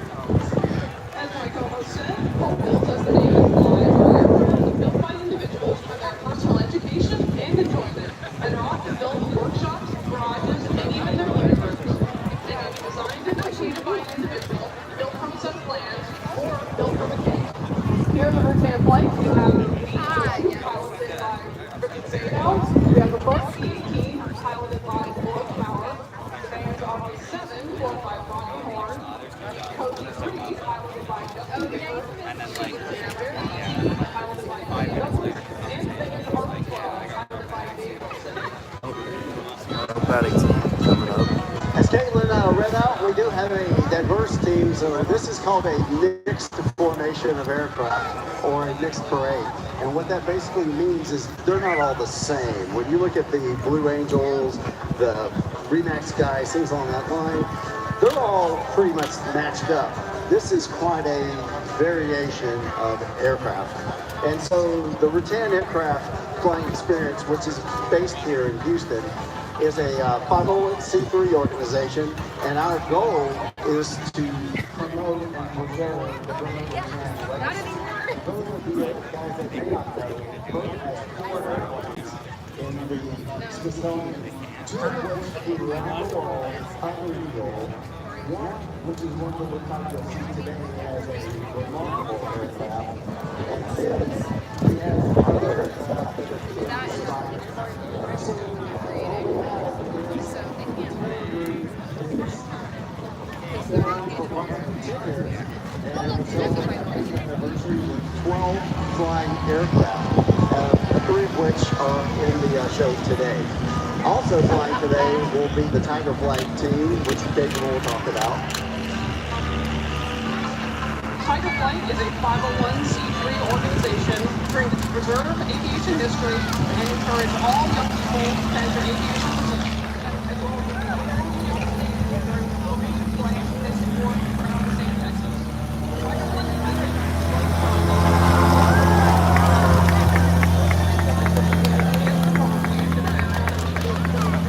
they're specialized in autoplane design and building.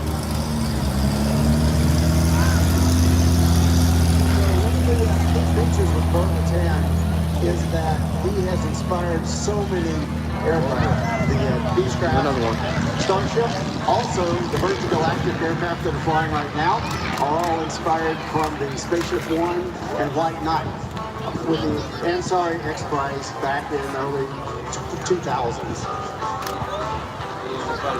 And that was the Ansari X Prize was basically a I've seen these flying out several times. Bhutan, whatever they're called. Similar, hey, we want you to be able to build the aircraft to go above 60 miles for 2 weeks. And that was done Another one. around 2012. And that aircraft was also Take off.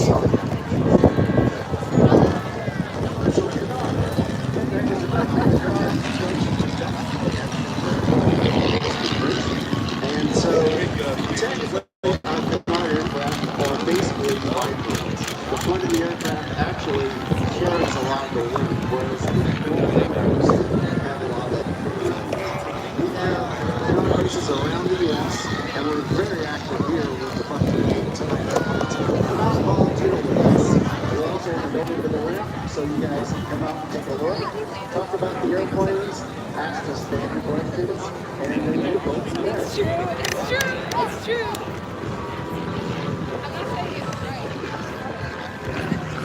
And Richard Zango, our Rick pilot, has actually done several of these shows at the Experimental Aviation Association's AirVenture in Oshkosh.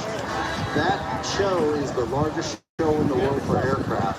Over 10,000 airplanes, 500,000 individuals going through that, a week long of all kinds of fun stuff. Check it out at eaa.org.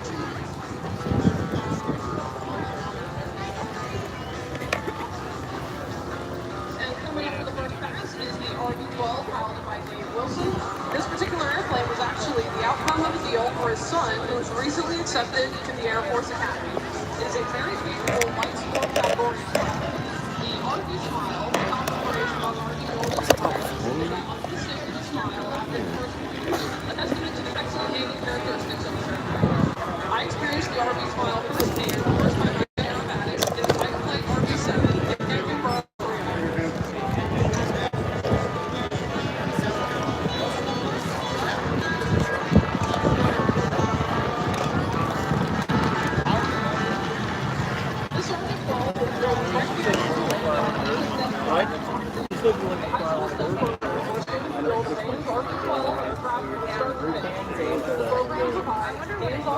I mean, I would totally go up. I don't know how to build one. I don't know how to work. Substituting putting the pilot's license in the planes that they built.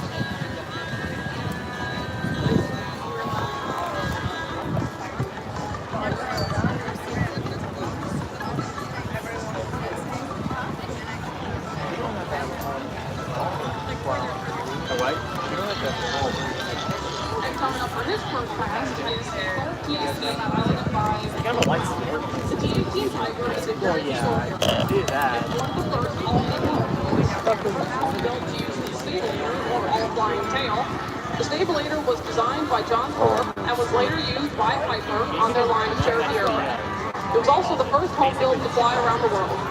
This particular T-18 has been extensively modified by its original builder, including a more powerful engine, wider body, and extended range. Borg says this T-18 handles just like the A-37 he used to fly at Edwards Air Force Base.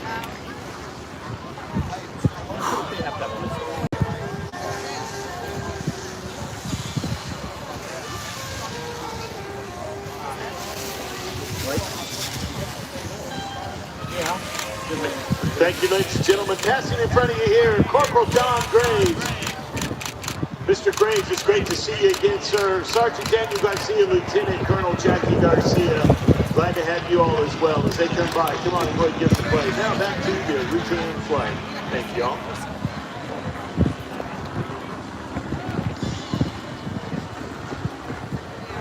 And just like his wingman's RV-7, this T-18 has been aptly modified to fly in air shows and dazzle the crowd. If you like what you see here today, Tiger Flight is a staple at the 1940 Terminal Museum's Open Ramp Day on the third Saturday of every month, just down the road at Hobby Airport.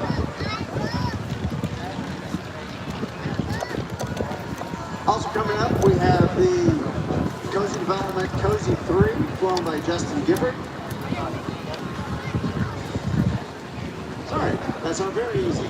That Very Easy was basically completed in 1984 by Steve Wright.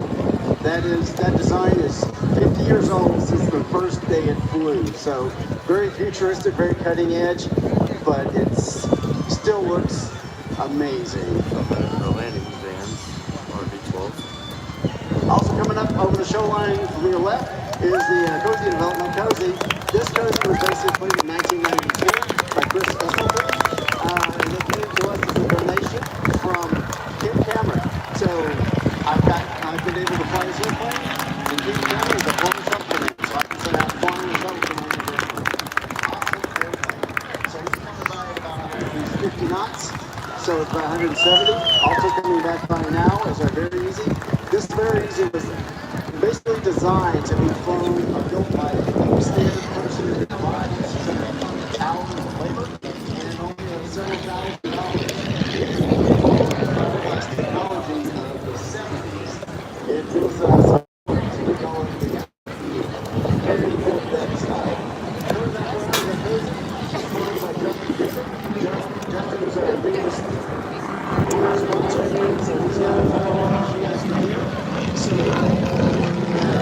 this flight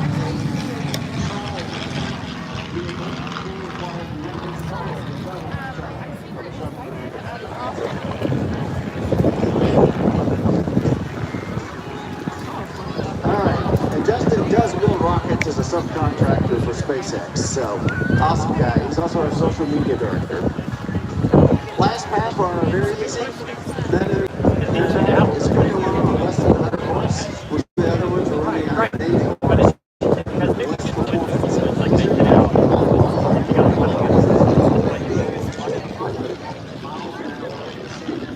I imagine the FAA is going to stop at 85 to 90 miles an hour. That's just the difference in efficiency. Last pass for our Cozy.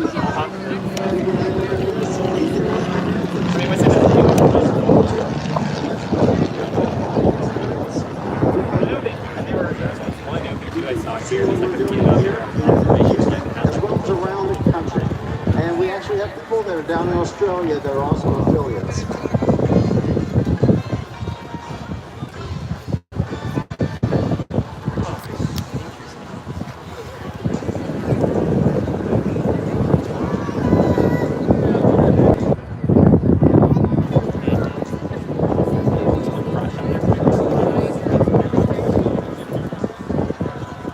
So just as a little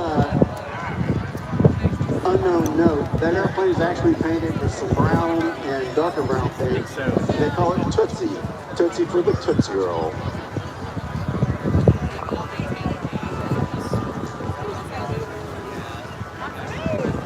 And that beautiful red RV-7 you see is his Miracle, piloted by Rodney Warren. It was built in 2009, Richard Payne, just down the road in RV-7 is a very fun and responsive airplane capable of aerobatics, just like a mini fighter. It's also heavily modified for air shows to employ pyrotechnics and color trim. and it needs less than a 1,000-foot runway for both takeoff and landing.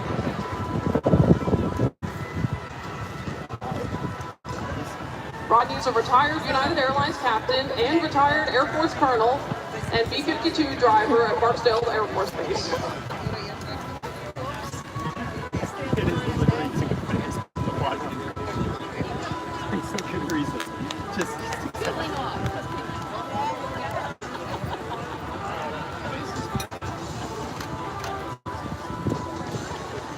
All right, so you see both Rodney and Riz have formed up on a 3-shift fix. So you might be asking yourself, why formation? Why is it important? Well, there's kind of 2 reasons. There's the practical reason where in the military they use formation both for mutual support and to move a lot of airplanes from one place to another, since they only take up one block of airspace and operate under one call sign.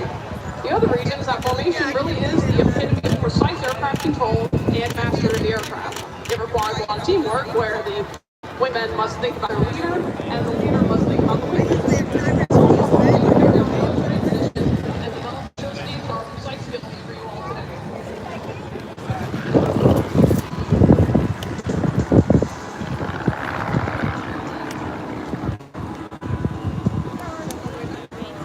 So in the lead ship, Wizard Zeno, we've been told that's a very unique name since Polish, and Zeno is based next Navy commander. He was flying for the 43rd Swordsman, and so he is our very own Maverick. And just to prove it, go to YouTube and look up the movie credit for Pop Gun. That's P-O-P-G-U-N. I highly recommend you pull it up, take a look at it. Do not exit early. Wait for the finish. There's a phenomenal special effects. You will not be disappointed. So Riz actually just retired from Southwest as a captain, so he's spending a tremendous amount of time at DS, and he'll be flying later in the parade of trainers for the CAF. Man, kind of gas, what a guess. So we're actually... It's kind of dumb, because how much work does it take to roll down the hangar?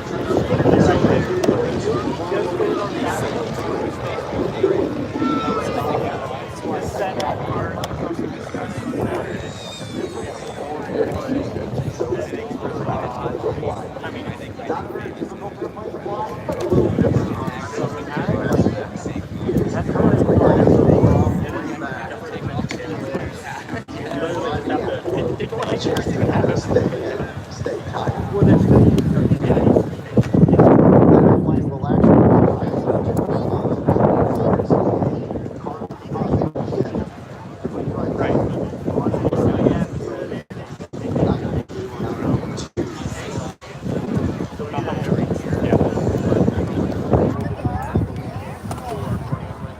Coming around for our last pass, you will be able to get a few pictures that we've got.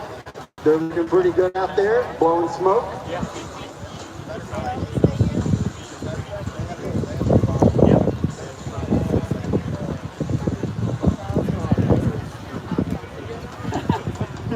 So how about giving our feature performers a tight formation, a round of applause? Let them know that you appreciate them. We'll let them know later. Awesome job. Beautiful looking airplanes. These guys fly all the time. I was expecting that they would be pretty bad to me.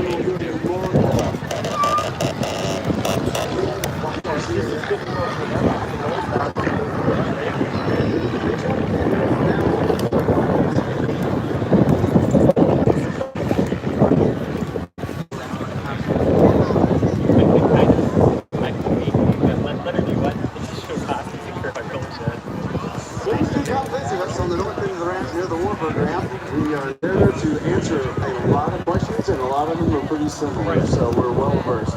We've even had the Blue Angels come over and ask us questions about the airplanes because they're very unique.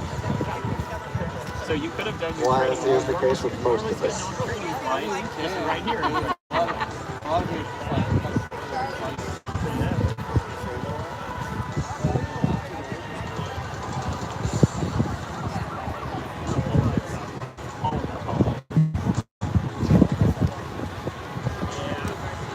And not only do these guys make the flying look easy, their seemingly endless expertise and willingness to teach and mentor younger guys and gals like me makes them truly an inspiration.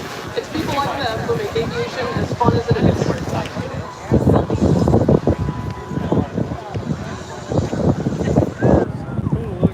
I mean, that's better than just hoping. You got a lot of fun.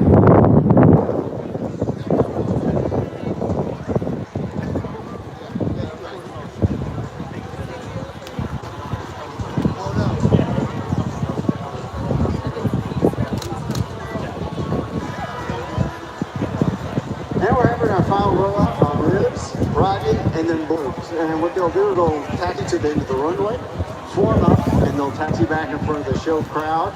They'll have the canopies open in back.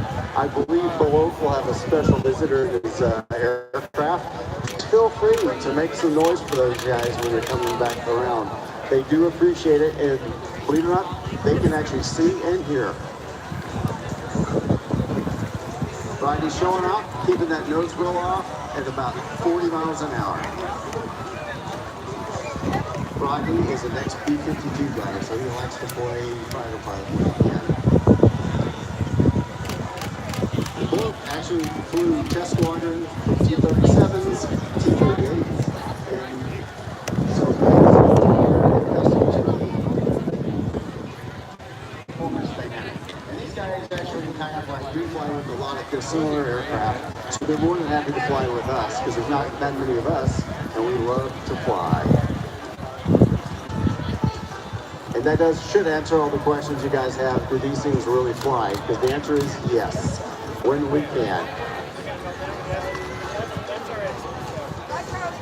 And they are not considered drones, but we have been accused of that, and we use it to our advantage when we can.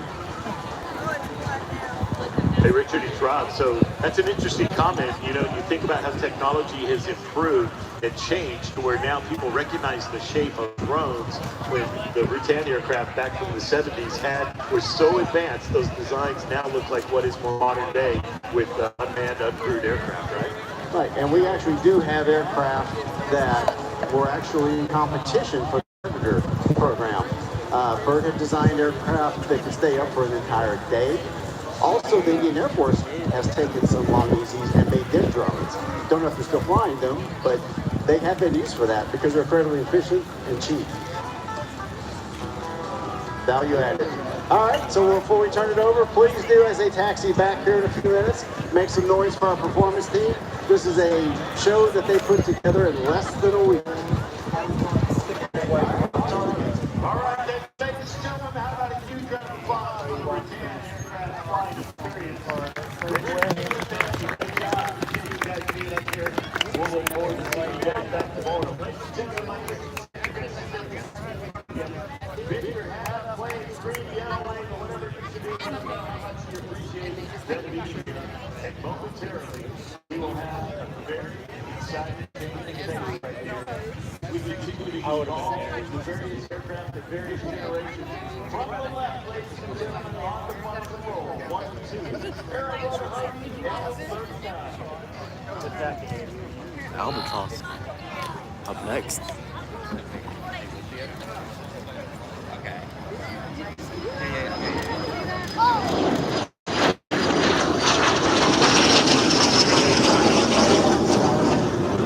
Albatross taking off.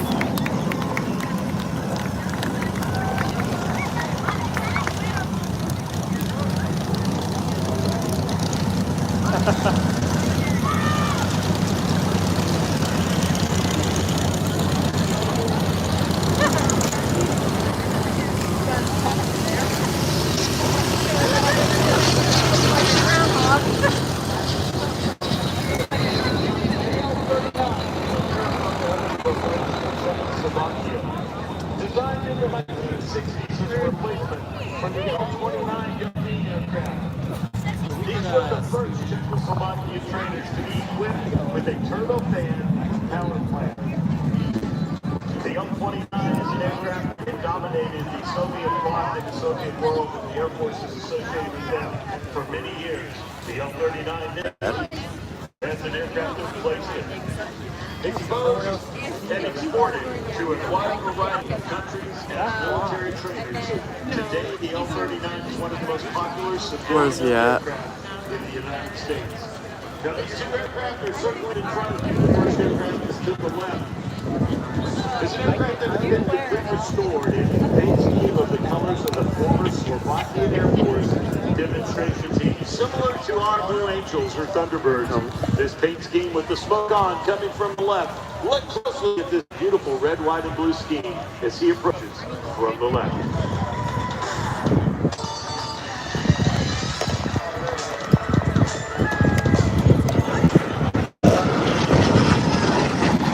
Sounding good. Now, both L-29s and L-39s are popular aircraft, not just in the general aviation community. If you want to buy your own jet, they are widely available on the third world market as we speak.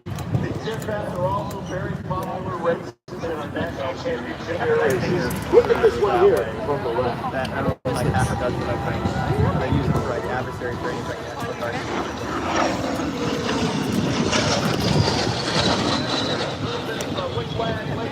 The fans here at the Wing Championship 2025. Now, the lead aircraft, when he comes back around, I want you to look really closely at it. We not only talked about it being the colors of the former Slovakian Air Force demonstration team. This aircraft was restored in as-new condition 13 years ago and was judged a grand champion in 2012 and a silver champion in 2024 in Oslo for the quality award and then the continued maintenance.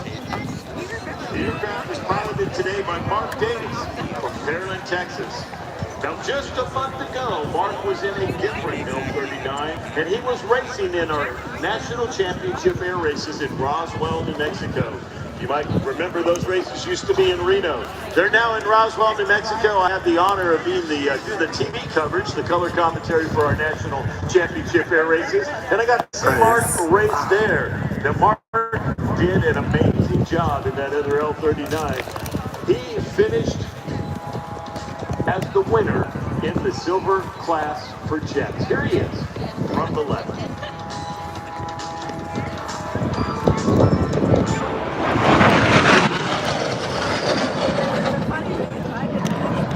Just about at the right altitude that you would see at our national championship air races. In the air race flight, around the closed course pylon. Of course, it's about 10 miles long.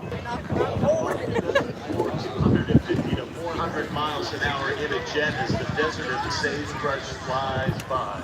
Ladies and gentlemen, from the left, here's a photo pass from our silver L-39.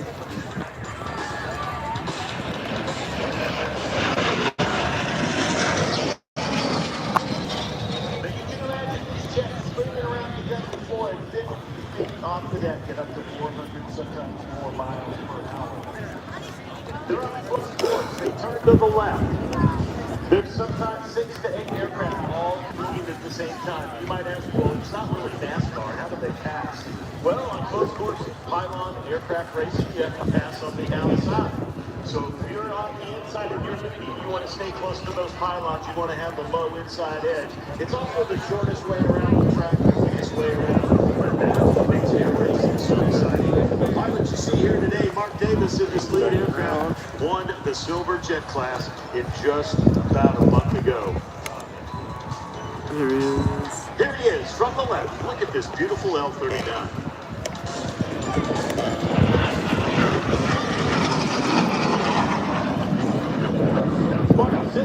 Last month in Roswell, he averaged 431 miles per hour during his lead race to win the silver race there in Roswell. As he circles behind you, keep your eye out to the left. Here comes the silver L-39. Smoke on from the left. Get your cameras out, ladies and gentlemen. This is a perfect photo opportunity right here.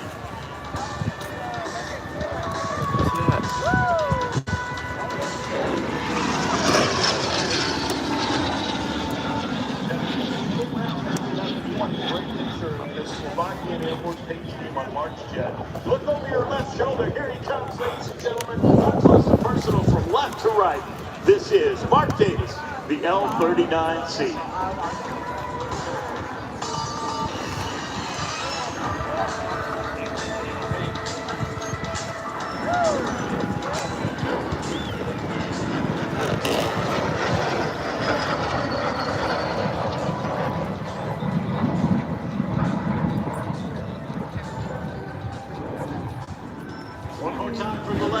the silver L-39 right here.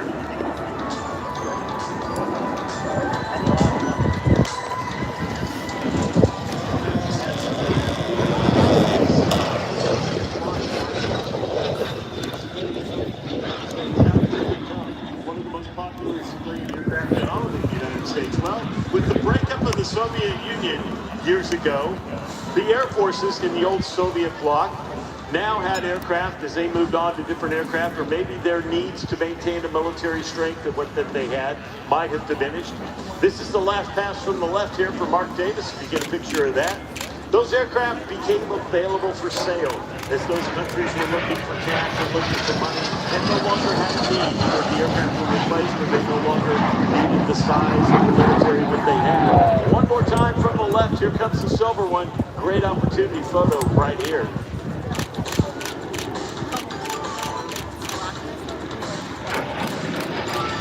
You can see this training aircraft, the pilot and the student would sit one in front or one behind each other, tandem seated. These aircraft are very stable. They're obviously jet-powered aircraft, but they're also very forgiving. So primary jet trainer, similar to maybe what we're using the BA-8 model for in the Navy today, where our Navy future naval aviators get their first taste of the jet aircraft, where in the first place that they do air-to-ground bombing, they do air-to-air combat, they land on a carrier, all in that aircraft.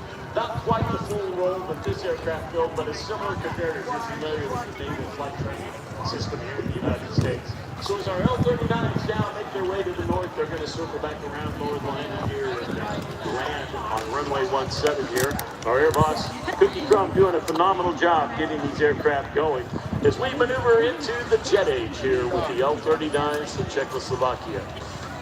Ladies and gentlemen, as they roll out, how about one more huge round of applause for these two beautiful aircraft.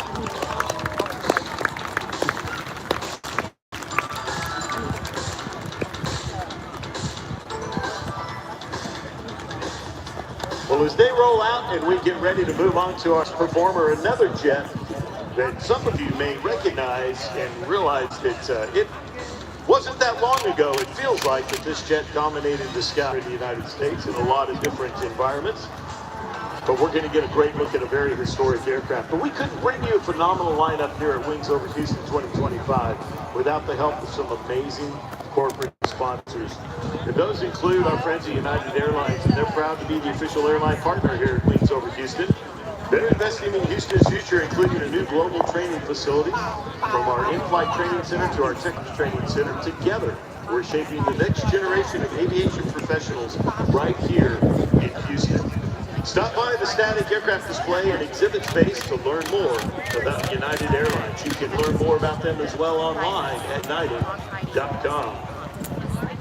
Well, what's on your agenda for the holiday season, ladies and gentlemen? Friends and family, festivities, maybe even some flying? Well, with a little help from Texas Bay Credit Union, you can choose all of the above and financial security is in this too. Whether you're taking a flight to visit family or that dream vacation or checking off those holiday wish lists, Texas Bay Credit Union is here to be your holiday helper. With low-rate personal loan options designed for every need, Texas Bay will provide you with a financial co-pilot for the holidays like never before. To experience the joy ride of the season without all the cabin pressure, just visit TexasBayCU.org. Again, that's TexasBayCU.org to buckle in with the holiday helper you've been wishing for. Hey, ladies and gentlemen, I just got some feedback from the Veterans Parade, and I want to thank you. Houston, you're the best fans anywhere. Thank you for honoring our veterans. They both were absolutely awesome, blown away with your reception, with your honoring them and their service. It's our pleasure to have them here. But that's not the only place that you can see them. You can make your way to the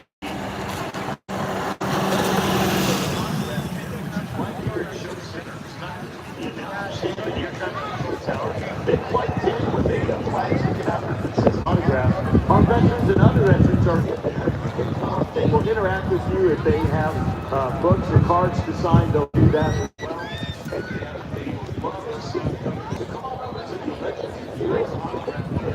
Right here at Show Center.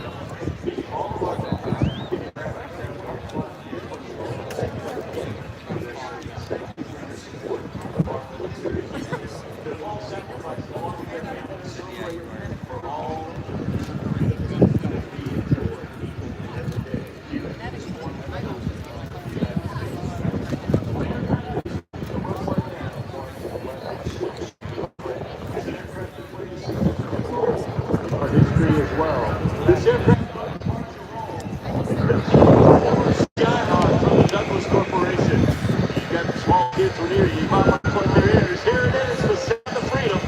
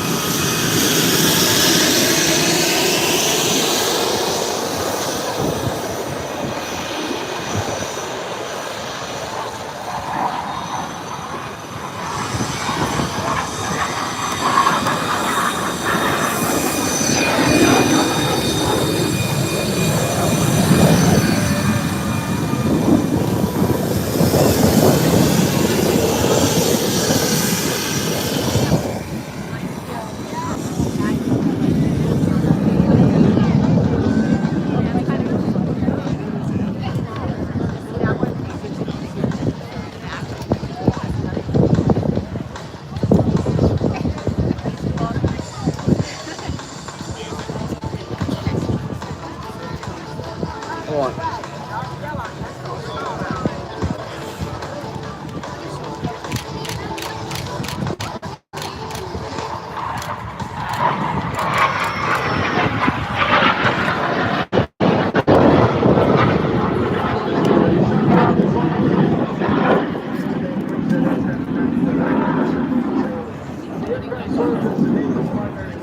Not yet, not yet.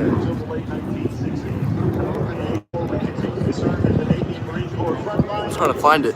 Too bright. I see him. Hold on.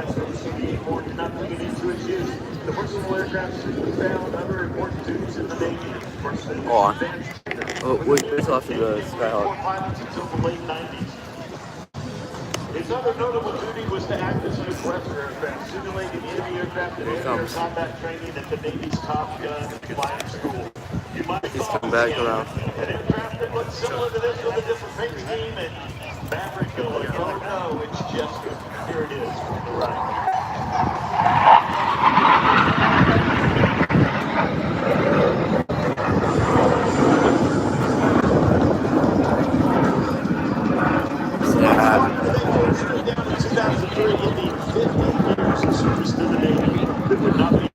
Skyhawk, however, as it continues to be operated by several foreign militaries and continues in the aggressive role operated by civilian operators.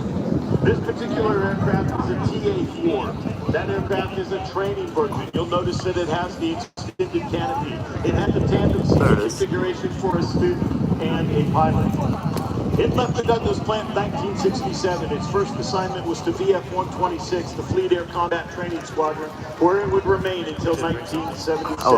At that point, its career would take a unique path compared to most TA-4s into research and development. He's coming back around us right now. Now, ladies and gentlemen, if you don't have a great picture of this phenomenal aircraft, he's coming in. Rick's bringing it in over your left shoulder. Up close and personal. Get your cameras out. Here it is from the left.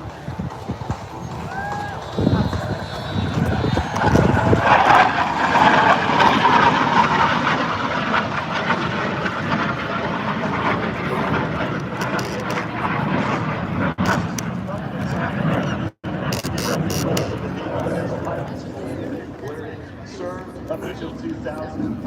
And in 2000, through an act of Congress, the aircraft was acquired by the Collins Foundation. And after a detailed inspection, it returned to the air in 2004 and joined the Collins Foundation Vietnam Memorial Flight. The aircraft is based right here at Ellington Field, part of the Vietnam Flight Museum that's based here. President of that museum is Mr. Rick Sharp, who's got the controls of this aircraft here today. And you notice he's flying high to the right. By no Rick, he's going to trade that out for some energy, and he's going to come screaming in here in just a second. On the right. Ladies and gentlemen, The markings on this airplane are the Yeah. MS-11 playboys from the Marines.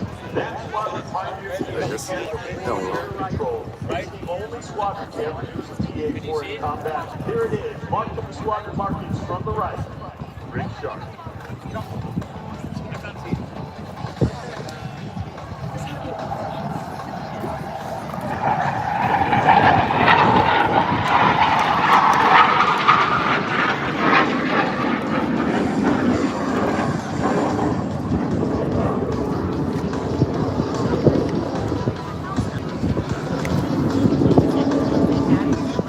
Now, some of you aircraft aficionados, maybe you're a little bit, you've been around the block a couple times like I had, you might also recognize this hydra as one that was once flown by the United States Navy Blue Angels. And if you like classic rock, Google Van Halen and Google Blue Angels. There's an amazing video out there with when the Blue Angels flew A4s. It is absolutely spectacular. So keep your eyes to the sky. Watch Rick as he circles back around one more time to bring that aircraft where you can get the perfect picture. Now, the folks here in Wings Over Houston have done a phenomenal job of ordering these light puffy clouds, a light breeze so that you're comfortable. But the light puffy clouds also not only make the perfect backdrop, I'm told by the professional photographers, it also creates the perfect lighting. And right here as Rick is about to come by for one more pass, I believe, and he's going to make his way back by. We're going to get the perfect opportunity to take the perfect picture of this TA-4.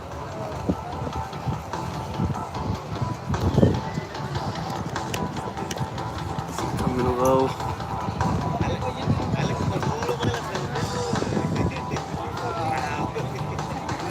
Alright, here it is.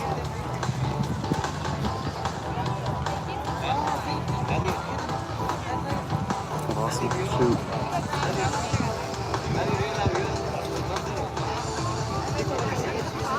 All right, ladies and gentlemen, direct your attention to the left as you face the runway.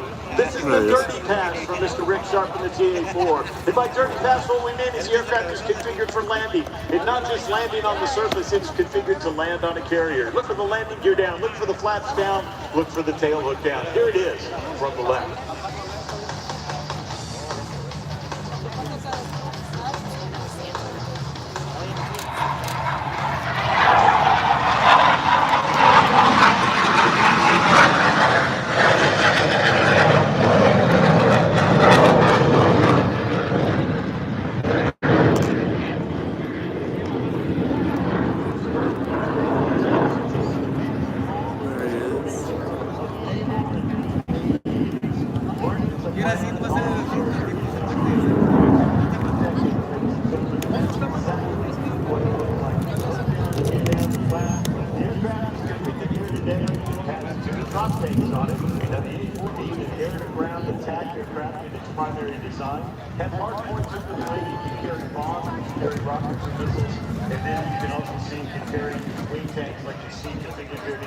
Sometimes those wind tanks are configured as travel pods for equipment that a pilot might need to have as he travels across country. Look closely here at this configuration as Rick brings it around again from the right here.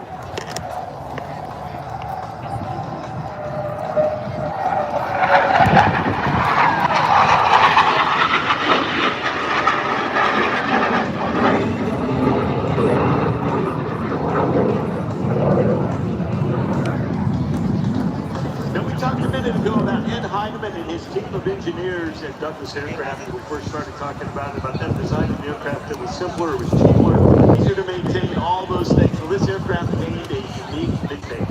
The aircraft is known as Heineman's Hot Rod. And you can see the way the Rick's flying it here today. It's very nimble, it's quick, it's agile. That's what makes it a great adversary aircraft in air-to-air combat when it's flown in an aggressor role. And you get to see Mr. Rick Sharp showing you all of the capabilities of this phenomenal Douglas A4 Skyhawk aircraft. If you've lost track of him, look over your left shoulder, high and to the left. He's in a left-hand turn. He's going to dive in from your left, right here, ladies and gentlemen. And he's going to bring that aircraft again right up close and personal. He's going to convert that altitude energy. He's pushing the nose over. The throttle's coming up. He's going to come fast, ladies and gentlemen. Get your camera out. There it is from the left.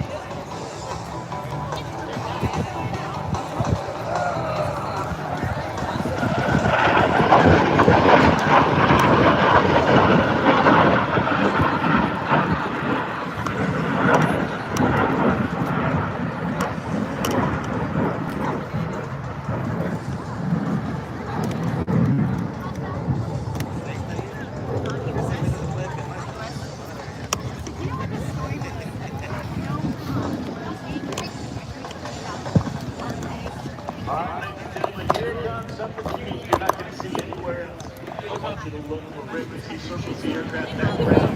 Now, Rick has a contest. Well, he's got a question that we haven't asked or haven't answered successfully. When he comes by, he's got to put the gear out to land. You got to have the gear down. You saw it earlier to land. Now, Rick has a question. He wants to know when he comes by. We're going to need to hear from you. So we're going to ask you to scream and yell. But we want to know like if he early. comes down. It's like the big Gear like up. 50 was the first So operation. keep your eye on the aircraft as he comes around here. And so I had the Cookie, I'm looking for him right ability in to front of us. allow me to He's circling back around. aircraft, Just be like the American aircraft, like more like straight He wing. says he's scared. So, all right, we're all scared, but it's going to be absolutely amazing. So, ladies and gentlemen, watch Rick Reyes bring those four sky high around one more time. And we'll see and take a look at watching him stand here. And I want to know from you, we want to help Rick when he lands. He can't figure it out. Does he put the gear up or does he put the gear down? Ladies and gentlemen, there he is to the right. He's facing the runway. Look off to your right. He's in a right turn. Moving from your right to your left. There he is. Watch closely, and let's see what this landing gear does.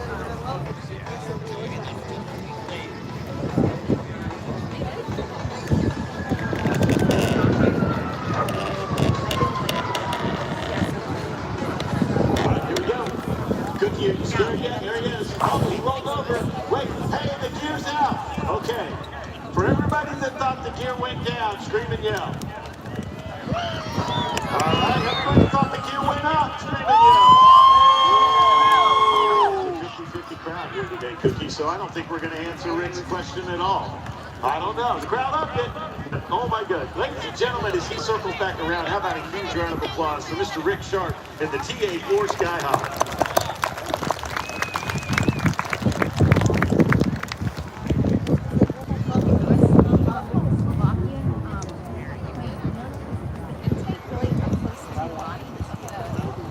Yeah, so the L3 they take up on the sides of the fuselage behind the car.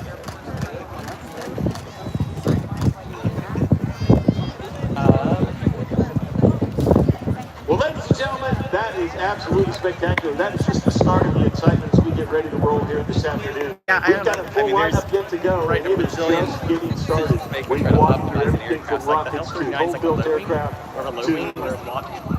to Soviet-launched aircraft and now to a very historic aircraft that served our country from the Vietnam era through all the way a lot of the into the earlier Gulf ones War had single jet and engines. continues A lot to of times serve they play today the front in engine. training our aviators You'll see that all like the the way big across is the going to play United later States, today, which is kind of supporting our weird because military all the way around the country. So we're looking for, there's some folks there that... like the birds on either side, basically the design here, the fuselage on either side of the cockpit. So we've got a lot of various folks that we're partnering with throughout, and United Airlines is one of those.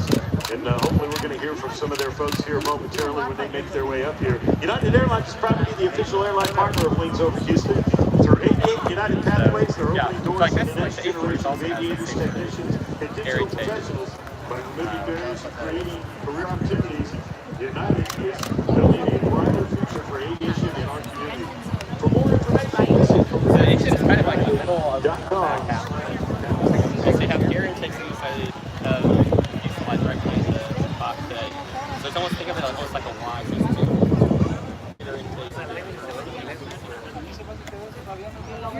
gear intakes.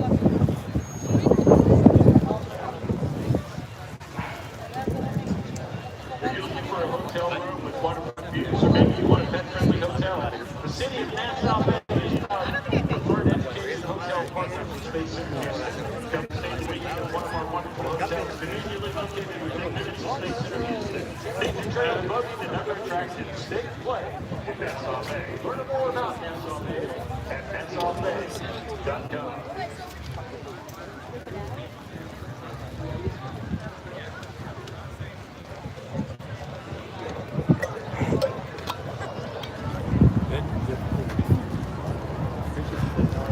Well, ladies and gentlemen, out on the runway, that's the great historic aircraft you about to take off. As we move into some of our very historic war roads that have served our country and trained our airmen and our airwomen over the years. These aircraft are part of some of our training that occurred back during World War II. We're going to talk about all these aircraft as they get airborne. It'll take a few minutes for us to get them all up and But I want you to listen to the engine sound of these first two as they go by. And we'll talk about what we do. So that whole field on the end of it is flying out that way. You got all, most of the planes all the way up to the hill, like this, and then flying. Oh, nice. Like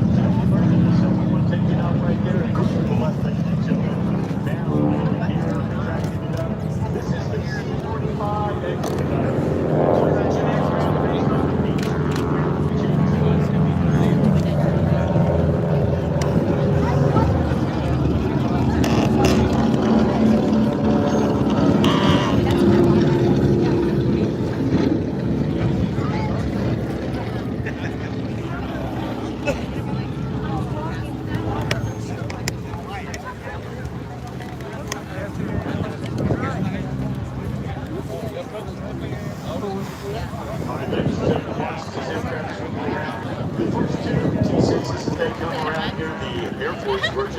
This aircraft is a advanced trainer. It's a heavy, complex aircraft. And now taking off on the runway.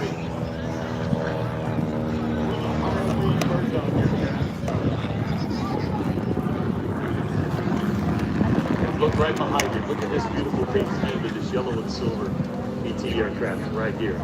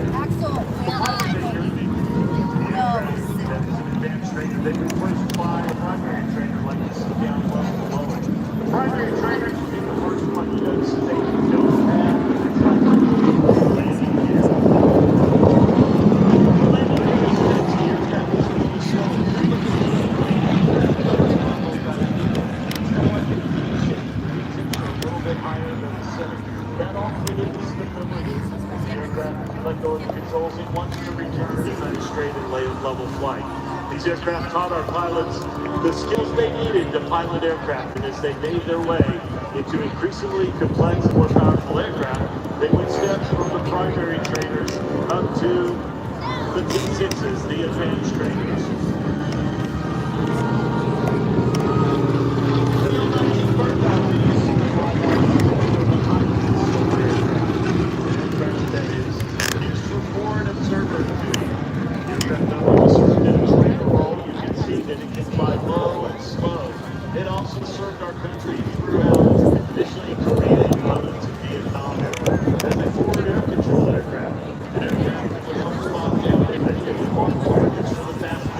Like the A4 that we just saw fly.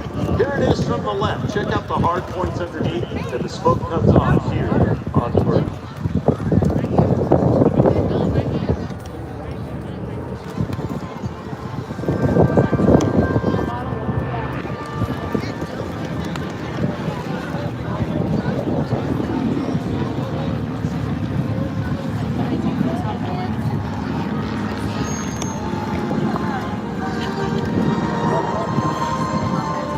With a PT-13 coming here from the left.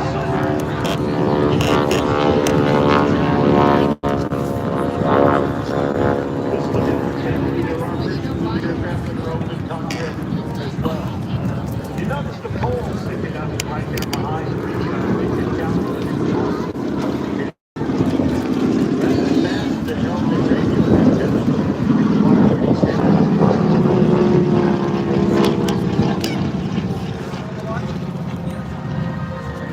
continue to watch all of our trainers circle. Coming high from the left, here is the C-45 Expediter, built on the long-running twin Beech-18 production for the Beechcraft Corporation in Wichita, Kansas. This aircraft painted in the Navy colors. The Expediter was a Navy transport. It's based right here in Houston. The C-45 is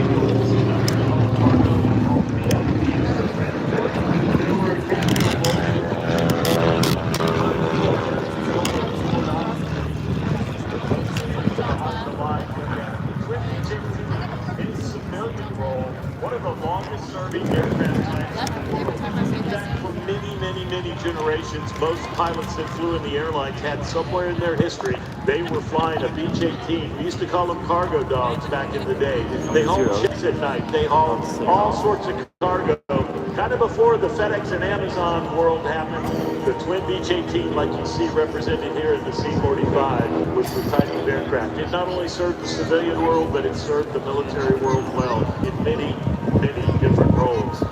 Now, as we watch the bird dog circle around behind us, he's going to set up for a photo pass. This will be your best opportunity to get a great picture of this forward air control aircraft up close and personal. He's circling behind your left shoulder as the rest of our trainers continue to circle right out front.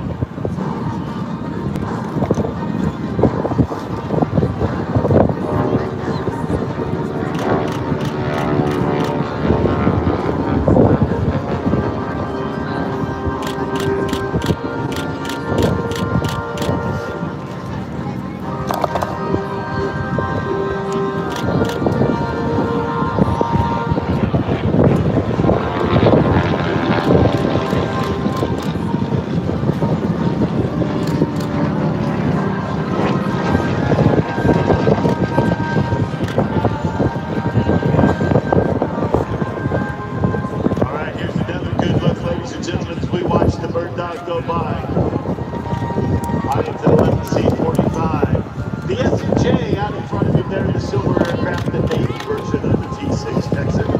Now, the S&J, the Navy version, was used throughout the United States Navy and the Marine Corps. The T-6 by the United States Army Air Corps. Alright, here come the zeros. I think I've had to demo. Another aircraft that is virtually identical. That's also and that was the Canadian version. North American Corporation produced the T-6 family of aircraft. Beechcraft produced the C-45 Expediter you see there. And I just had somebody ask me, how did the bird dog get its name? Well, that's an interesting story. The manufacturers, they were building this aircraft and the incredible capabilities that it had.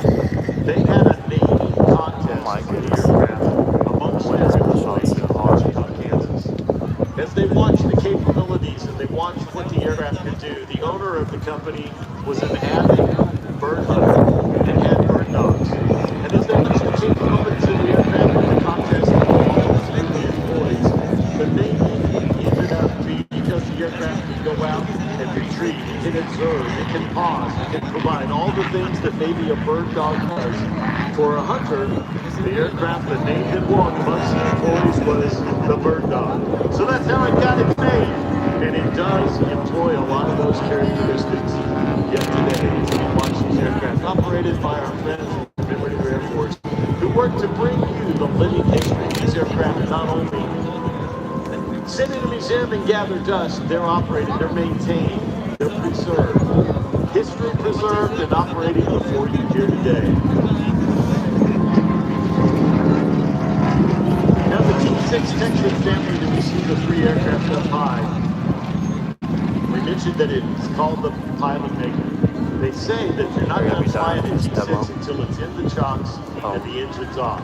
The aircraft is not only complex to fly, it's heavy, it's somewhat unforgiving, but it also is an excellent trainer. Once it lands, you'll watch here in a little bit, you'll see the landing gear come down. It has a rather long landing gear. It produces a high center of gravity for that aircraft. And what it sometimes has a tendency to do is what we call a ground loop. That means the tail is getting from the nose of the aircraft. And it's doing what's called a ground loop. The T-6 is very touchy sometimes, especially a little bit of a crosswind. And it will ground loop. So landing, taxi, And getting back to the parking area is one place that the T6 continues to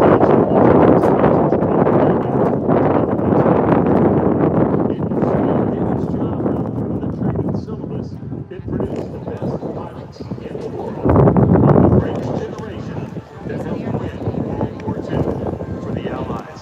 Now, another interesting thing about this aircraft and all of that complexity, there's a lot of documented stories where the pilots went on to frontline aircraft. They might have flown a B-17 or a B-24, or maybe they flew a P-40 Warhawk or a P-51 or a P-47. They would come back to their instructors at places like Hamilton Field or Randolph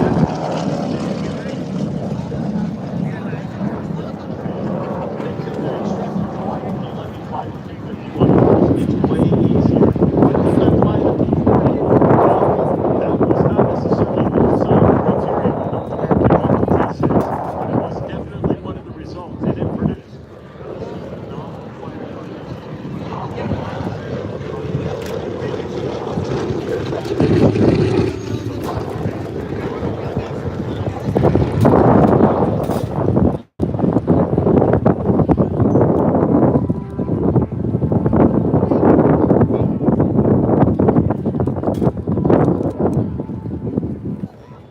Folks, keep your eye on the SNJ as it makes its way here from the left to the right. The C-45 is behind it. Both of these aircraft based right here in Houston. But I believe the Houston wing, commemorative Air Force,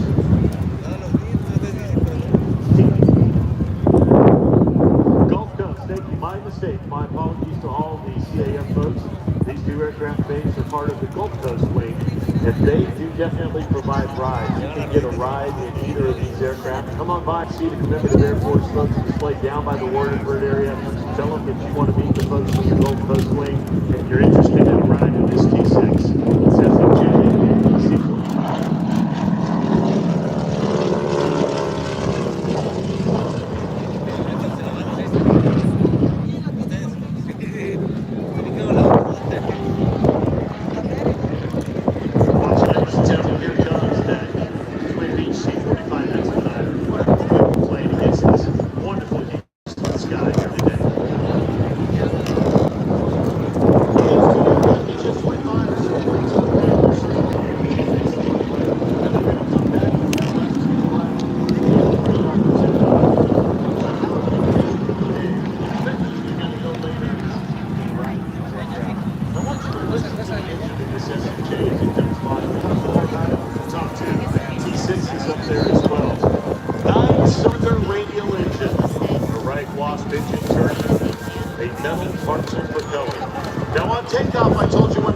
Took off to listen closely to the sound. The engine was at full RPM. It was roaring though. 9 cylinders were roaring. You heard a cracking sound above that. Listen to that and compare it to what you hear with the power pulled back as the S&J comes by from the left.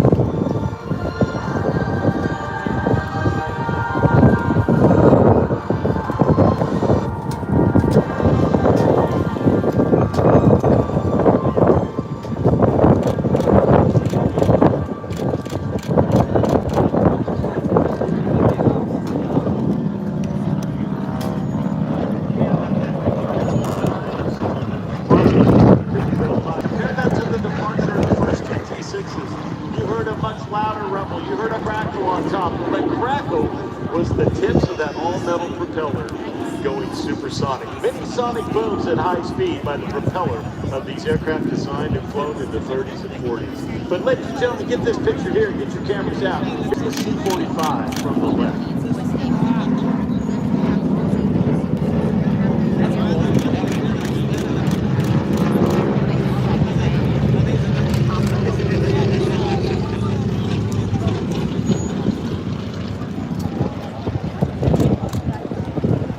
As the C-45 starts his right turn and makes his way into the traffic pattern to land, watch as they circle behind you.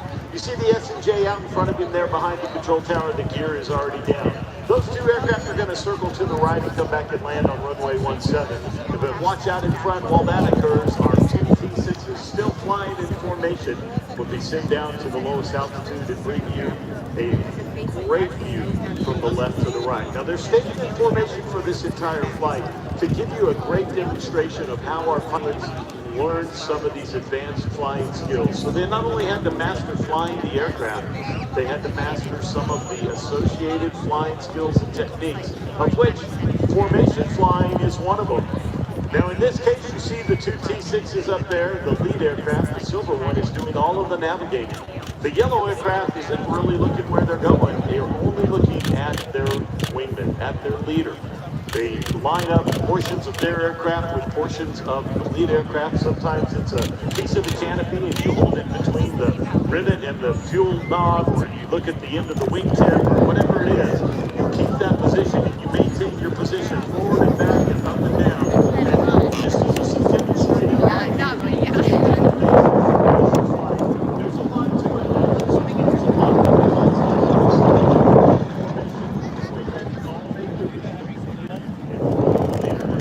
begins to roll to the right. Watch the wingman follow. Wings begin to roll to the right. The wingman did the exact same thing. And the SJ landing on the runway in this wind, he just right there lets the tail wheel settle. Now look at the angle. You see that big cow out in front of him with that propeller? He can't see anything. He can't see where it's going at all. He's going to have to turn a little to the left, a little to the right to be able to see where he's going. He also has that wind blowing, and you talked about it being unstable and your mind's a ground loop. There's a lot going on in that cockpit, even though it's on the ground. Now look back to the left, you see the C-45 coming down as well. In the tail dragger with no nose wheel, I want you to watch the tail. The main gear are on the runway, they're going to hold the aircraft there, the flaps are down, they're going to let the speed drop just a little bit. As the aircraft slows on the runway, you don't slide on the brakes and let it gradually decelerate, and the tail begins to settle. Watch the tail wheel coming down right here. There it is. Touches down right there, right to show center with the C-45 Expediter. Doing a great job. Now they have a little bit of an advantage over the T6 and the SJ, because they can see out of that cockpit. Ladies and gentlemen, look at these T6s right now. I just want to stick to the 777, but that's very unfortunate. Yeah. Well, here's the thing. You've seen an awful lot of 777s. Yeah, but what they're going to do with this, they're probably going to have a steep takeoff, steep turn.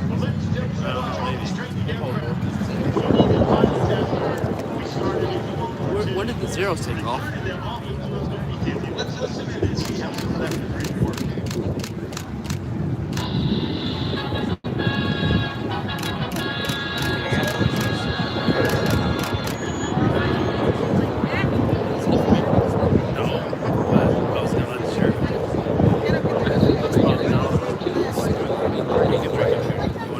There's a garbage can right next to you.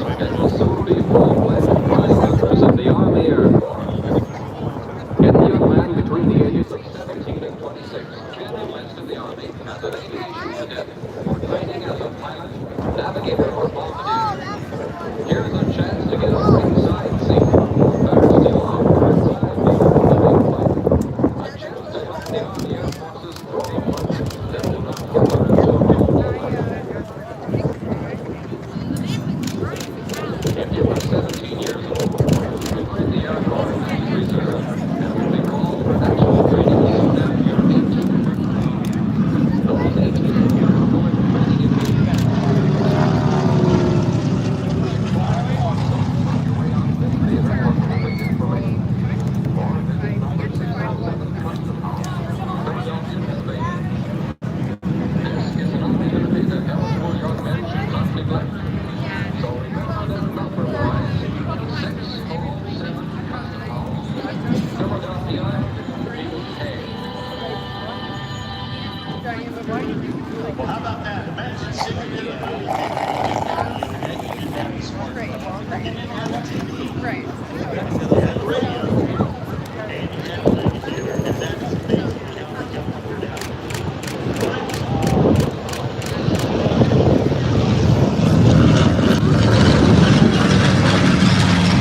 825. Mitchell bomber. T6 section coming right by us.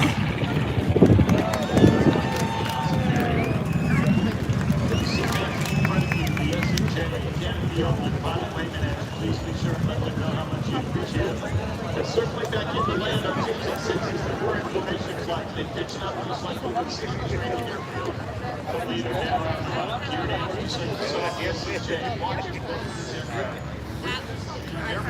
They got the wind pretty much right down the runway, get a bit of a crosswind slightly from their right. They watch these expert pilots land how much transition right.